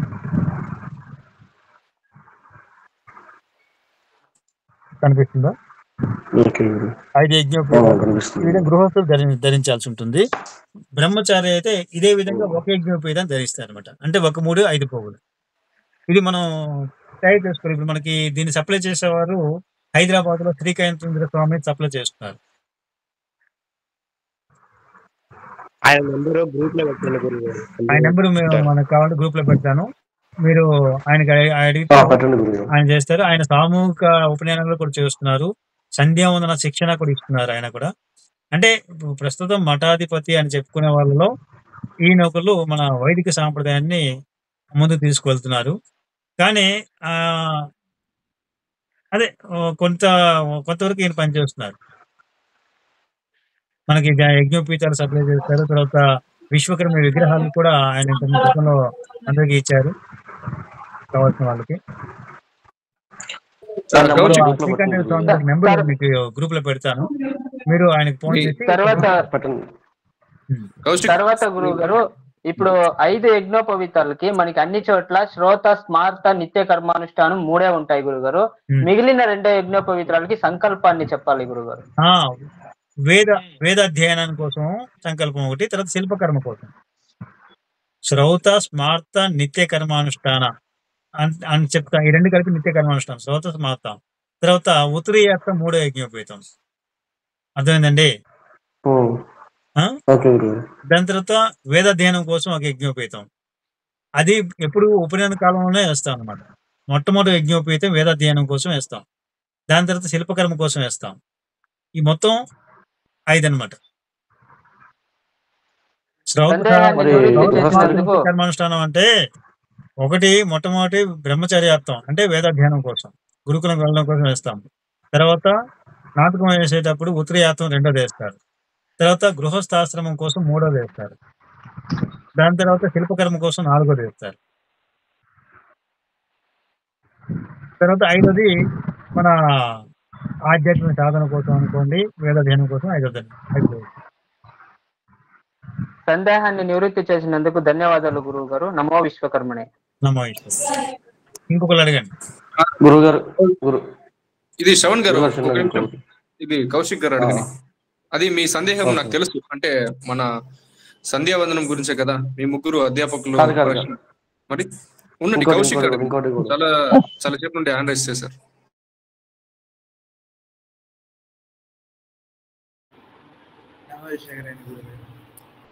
నమో విశ్వకర్మనే అడగండి. గురుగారు చిన్న సందేహం. మనం మీ వాయిస్ వినపడటం లేదు. ఇప్పుడు వినిపిస్తుందా గురుగారు? అడగండి. సంధ్యావందన సమయంలో మనము 24 ముద్రలు ప్రదర్శిస్తాం కదా గురుగారు, సంధ్యావందన పూర్వము. దాని తర్వాత ఉత్తర ముద్రలని 8 ప్రదర్శిస్తాం. వాటి యొక్క ఇంపార్టెన్స్ ఏం గురుగారు? అంటే మనం ఎందుకు చెయ్యాలి అవి? ఇది మంచి ప్రశ్న అండి. ఈ ముద్రా ప్రదర్శన అనేది మనకి ఒక ఏకాగ్రత కోసం వేసుకుంటాము. దాని తర్వాత దానికి ఎక్కువ ప్రయోజనం ఏంటంటే సైంటిఫిక్ గా మనకి ఒక వైద్య విధానం ఉందండి. మన నిజానికి అది భారతీయ వైద్య విధానమే. మనం మన అరచేతిలో అన్ని గ్రంథులకి కనెక్షన్ ఉంటాయి అన్నమాట. ఇప్పుడు మనకి ఒక తలనొప్పి ఉందనుకోండి, ఇక్కడ బొట్ల వేణులో ఇక్కడ ప్రెస్ చేశారనుకోండి, మీకు తలనొప్పి తగ్గిపోతుంది. ఒక 2 నిమిషాల్లో తగ్గిపోతుంది అనమాట. మీకు కడుపు నొప్పి ఉందనుకోండి, ఈ రెండింటి మధ్యలో అంటే ఒక్క రకం కడుపు నొప్పికి ఇక్కడ ఉంటుంది, ఇంకో రకం కడుపు నొప్పికి ఇక్కడ ఉంటుంది, గ్రంథి ఉంటుంది అనమాట. అక్కడ ఒక పాయింట్ ఉంటుంది. ఆ పాయింట్ లో మీకు ప్రెస్ చేసి చేయడం ద్వారా మీకు ఆ కడుపు నొప్పి తగ్గిపోతుంది. అంటే మన మొత్తం బాడీ యొక్క ఆర్గనైజేషన్ అంతా కూడా ఆ యొక్క మెయిన్ పాయింట్స్ మన 2 అరచేతుల్లో ఉంటాయి. అరచేతులు తర్వాత పాదాల్లో ఉంటాయి. ఇప్పుడు ఈ ముద్రలు వేయడం ద్వారా ఏంటంటే ఆయా గ్రంథులు యాక్టివేట్ అవుతాయి అన్నమాట. గ్రంథులు యాక్టివేట్ అయ్యి ఆ శక్తి కేంద్రాలు అనమాట అవి. అది యాక్టివేట్ అయ్యి మనకి ఏకాగ్రత తీసుకురావడం కోసం, మన యొక్క ఆరోగ్యం కూడా పెంపొందించడానికి కోసం అది ఉపయోగపడతాయండి. ధన్యవాదాలు గురుగారు. మనము ముందుగా ప్రదర్శించే 24 ముద్రలలో వచ్చి వరాహ ముద్ర మాత్రం చాలా కన్ఫ్యూజన్ గా ఉంది గురుగారు. అది ఎలా అనేది మీరు ఒకసారి చూపించాలి అని కోరుకుంటున్నాను. వరాహ ముద్ర అంటే ఇలా వస్తుందండి. అంటే ఇలా పెట్టి ఇలా వస్తుంది. ఇది వరాహ ముద్ర అంటే ఈ తర్జని ఈ అంగుష్టం ఈ రెండు కలుస్తాయి. కుడి చేయి అంగుష్టము, ఎడమ చేయి తర్జని. అంటే ఇది కుడి చేయి. దీన్ని ఈ 3 వేలతో ఇలా పట్టుకుని మార్చి ఈ బొట్ల వేణి కూడా లోపలికి పెట్టి ఇలా పెడతాం. ఇది వరాహ ముద్ర. దీనికి శంఖముద్ర అంటే మొత్తం ఇలా పెట్టేసి ఇలా చేస్తాం. ఇది శంఖముద్ర. అది కూడా ఇలాగా వస్తుంది. బొట్లని మాత్రం లోపల ఉంటుంది. బొట్లని ఇలా పట్టుకొని ఇలా పెట్టేసి ఇది శంఖముద్ర. వరాహ ముద్రకి శంఖముద్రకి తేడా తెలిసింది కదండి. రెండు ఒకలాగా ఉంటాయి కాబట్టి. ఇంకొక ప్రశ్న గురుగారు, ఇది వచ్చి మనం దేవాలయ నిర్మాణ సమయంలో నార్త్ ఇండియా వైపు ఒకలాగా ఉంటాయి, సౌత్ ఇండియా వైపు ఒకలాగా ఉంటాయి గురుగారు. దానికి అవునండి, మనకి దేవాలయ నిర్మాణ శైలిలో 3 రకాల శైలిలు ఉంటాయండి. నాగర, వేసర, ద్రావిడ అని. నార్త్ ఇండియాలో నాగర శైలి ఉంటుంది, మధ్య భారతదేశంలో వేసర శైలి అని ఉంటుంది, దక్షిణ భారతదేశంలో ద్రావిడ శైలి అని ఉంటుంది. తర్వాత కర్ణాటక ప్రాంతంలో ఈ ద్రావిడ వేసర కలిసి ఉంటుంది. అదే మన ఆంధ్ర ప్రాంతంలో చాళుక్య శైలి, కాకతీయ శైలి అంటారు. అంటే ఏంటంటే కాకతీయ శైలి, చాళుక్య శైలి, హొయసల శైలి అంటే ఏంటంటే ఆ కాలపు రాజుల పేర్లు అవి. కానీ అక్కడ అప్పుడు ఉండే స్థపతుల యొక్క శైలి అనమాట అది. ఇప్పుడు హొయసల కాలంలో అంటే హొయసల మహారాజులు, విష్ణువర్ధన మహారాజు కాలంలో ఉండే స్థపత ఎవరు? జక్కనాచార్యులు, అమరశిల్పి జక్కనాచార్యులు శైలి అని చెప్పాలి. అప్పుడు అదే విధంగా మన కాకతీయ శైలి అంటారు, చాళుక్యుల శైలి అంటారు. ఆ సమయంలో ఉండే శిల్పాచార్యులు, స్థపతులు ఎవరు ఉంటారో వాళ్ళ శైలి అది. కానీ ఆ రాజులు ఎప్పుడు ఉలిపెట్టి చెక్కరనమాట. ఇది ఈ 3 రకాల శైలిలు అండి. ఇంకా చెప్పాను కదా, కొన్ని మార్పులు ఉన్నాయి. అంటే ముఖ్యంగా నాగర, వేసర, ద్రావిడ ఈ 3 శైలి దేవస్థానాలకు నిర్మాణ స్ట్రక్చర్లో తేడాలు ఉంటాయి. దాన్ని బట్టి ఇది ఈ శైలిలో చేయబడిందని చెప్పగలము. దాంతో కొన్ని శిల్ప విన్యాసాలు కూడా చాళుక్య శైలి, కాకతీయ శైలి, హొయసల శైలి, పట్టదకల్లు శైలి, తర్వాత ఒడిశాలో కూడా నాగర శైలి, మళ్ళీ కర్ణాటక శైలి 2 కలిసి ఉంటుంది. ఈ విధంగా చాలా వరకు మనం చూపించవచ్చు. అది శైలి తేడా. ధన్యవాదాలు గురుగారు. ఇంకొక చిన్న ప్రశ్న, మనకి విగ్రహ ప్రతిష్టాపన సమయంలో అష్టబంధనము, సహస్రబంధనము అని రకరకాలు ఉంటాయి, ఒక 2-3 రకాలు ఉన్నాయని చెప్పి విన్నాను. అది నిజమేనా గురుగారు? అవునండి, అష్టబంధనం అనేది ఒక్కొక్క ప్రాంతంలో కొన్ని ద్రవ్యాలు దొరకు, అక్కడ ఉండే ద్రవ్యాలతో దొరికే విధంగా వాళ్ళు మన శిల్పశాస్త్రాన్ని నిర్ణయించుకున్నారు. అది అష్టబంధనం గురించి అది చెప్దాం తర్వాత. అది శిల్పశాస్త్ర క్లాసులు నిర్వహించాలనుకుంటున్నాం. అప్పుడు దాని గురించి ప్రతిష్టా విధానం గురించి, శిల్పశాస్త్ర విధానాల గురించి, కొన్ని శిల్పశాస్త్ర రహస్యాలు కూడా అది చెప్పుకోవాల్సిన అవసరం ఉంటుంది. ఎందుకంటే అది రహస్యమైన శాస్త్రం కాదు, ప్రజలు తెలుసుకోవాల్సిన శాస్త్రం. ఎప్పుడైతే శిల్పశాస్త్రం ప్రజలు తెలుసుకుంటారో అప్పుడు ఆ శిల్పశాస్త్రానికి ప్రాధాన్యత ఏర్పడుతుంది. ఆ శిల్పశాస్త్రం ఎప్పుడైతే ప్రజలు ప్రాధాన్యత తెలుసుకుంటారో అప్పుడు విశ్వకర్మ వంశీయులే శిల్పం చెక్కాలనే ఒక అవగాహన ప్రజలకు వస్తుంది. అప్పుడు దేవత విగ్రహాలు ఖచ్చితంగా ప్రతిష్టాపన చేసే విగ్రహాలు కానీ, దేవత విగ్రహాలు కానీ, ప్రతిష్టాపన కానీ ఇవన్నీ విశ్వబ్రాహ్మణ శిల్పాచార్యులే కావాలని ప్రజలే పట్టుబట్టి చేయించుకునే పరిస్థితులు ఏర్పడతాయి. ఈ శిల్పశాస్త్రం పబ్లిక్ తీసుకెళ్లడం ద్వారా ఇటువంటి ఉపయోగం మనకు ఉంటుంది. కనుక ఈ శిల్పశాస్త్ర క్లాసులు కూడా మనం పెట్టుకుందామండి. అంత లోపల మన సంస్థ కానీ బలంగా ఏర్పడితే మనం ఈ శిల్పశాస్త్ర అవగాహన శిబిరాలు మనం అక్కడ అన్ని చోట్ల పెట్టుకొని మనం దీన్ని ప్రజల్లోకి తీసుకువెళ్ళి, అంటే మన జాతీయ కాకుండా ప్రజలకు తెలియజేయాలని నా ఉద్దేశం. అప్పుడు ఎవరైతే ప్రజలు దేవాలయ నిర్మాణం, విగ్రహాలు, ఆభరణాలు, వస్తువులు, వాహనాలు ఇవన్నీ చేయించుకుంటారో వాళ్ళకి అర్థమవుతుంది ఈ వాస్తు కర్మలు, శిల్పకర్మలన్నీ కూడా విశ్వకర్మ వంశీయులే దీనికి ప్రధానంగా చేయాలి, వాళ్ళతో చేయించుకుంటే మాకు మంచి జరుగుతుంది, మాకు శుభం జరుగుతుందని అవగాహన ప్రజల్లో కల్పించే వాదం అవుతాం. కనుక ఈ శిల్పశాస్త్ర రహస్యాలన్నీ కూడా ప్రజలకు తెలియజేసి ఏర్పాటు చేద్దాం. తద్వారా మన యొక్క ఆధిక్యత ప్రజలకు గుర్తిస్తారు. మనకి ఒక శిల్పంలో మన యొక్క స్థానం ఎప్పటికీ తగ్గిపోతుంది.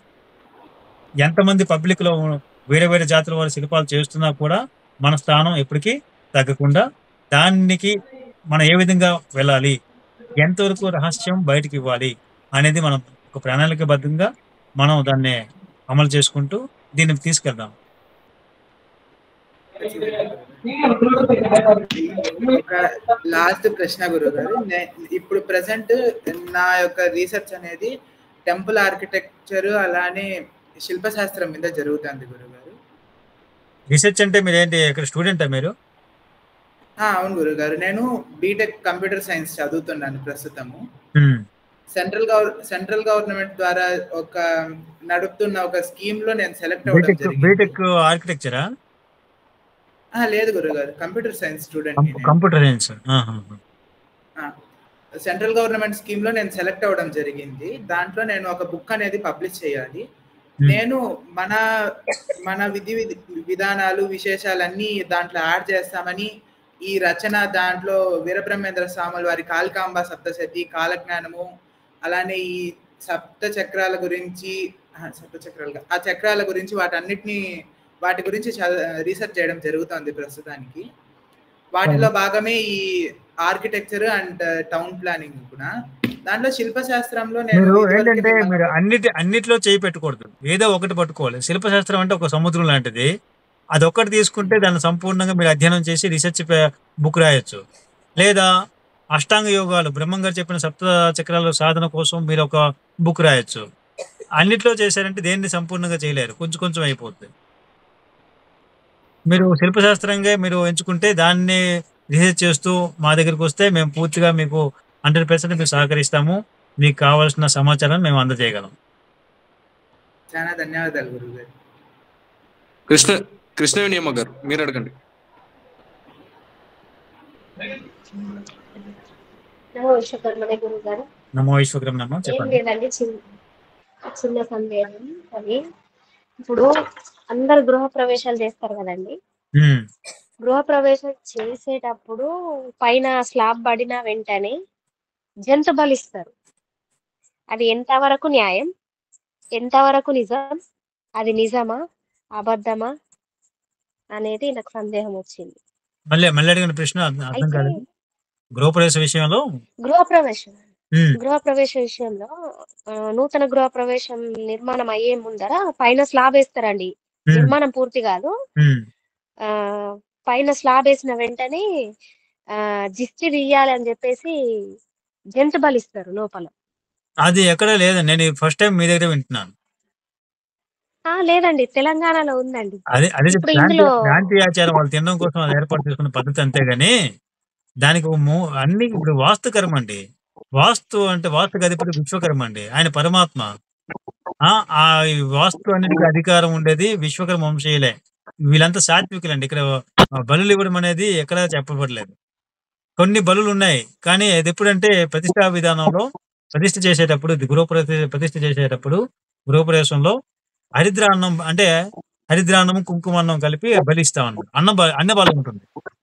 అన్న బలి, కూష్మాండ బలి అంటే గుమ్మడికాయ, నిమ్మకాయలు ఇటువంటి బలి ఇవ్వాలి. కానీ జంతు బలి, రక్తపాతము, ప్రాణహింస ఇటువంటివి ఎక్కడ చెప్పబడలేదు. కొన్ని వామ మార్గం ఇప్పుడు వీళ్ళు ఏం చేస్తారంటే మన పురోహితులు తెలియక వామ దక్షిణాలు కల్పిస్తున్నారు. అంటే తాంత్రము ఈ వైదికం రెండు కలిపి చేస్తున్నారు. దానివల్ల మంచి కన్నా చెడు ఎక్కువ అవుతుంది. కనుక మీరు సరైన గురువులను ఆశ్రయించి సరైన నిర్ణయం తీసుకోండి. అటువంటి బలులు ఎప్పుడు ఇవ్వకండి. వాస్తు నిర్మాణ సమయంలో ఇది వైదికమైన సాత్వికమైన పద్ధతులు మనం చేయాలి.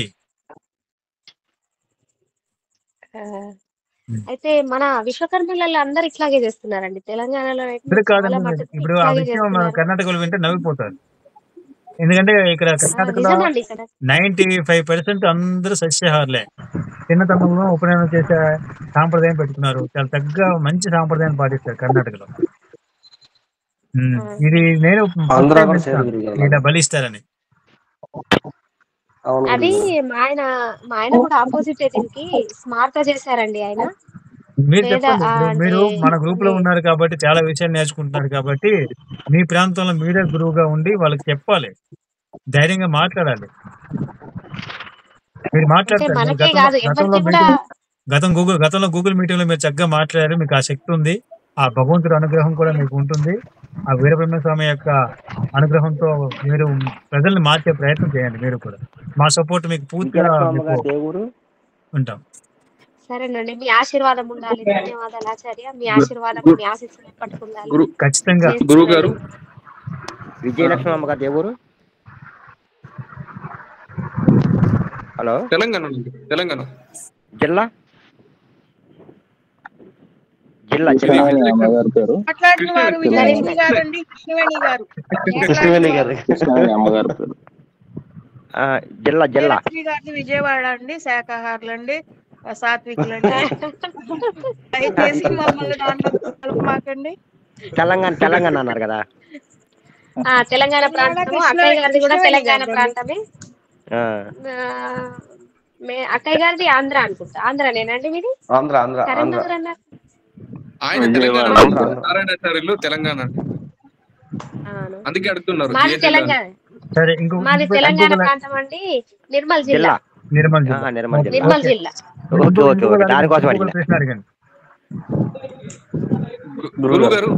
గురుగారు అంటే ప్రశ్నలు చాలా అండి. మన ఆచార్యుల వారు చాలా సేపు ఇంకా ఉన్నారు. ఆయన మన చంద్రబాబు గురువు గారికి పాదాభివందనాలు తెలియజేస్తున్నాము. ఈ సందర్భంగా ఆయన యొక్క మన చంద్రపాటి ఆచార్యుల వారి గురువు గారు మాకు ఆయనకి పాదాభివందనం తెలియజేస్తూ ఆయన యొక్క ఆశీర్వచనంతో మనం ముగిద్దాం.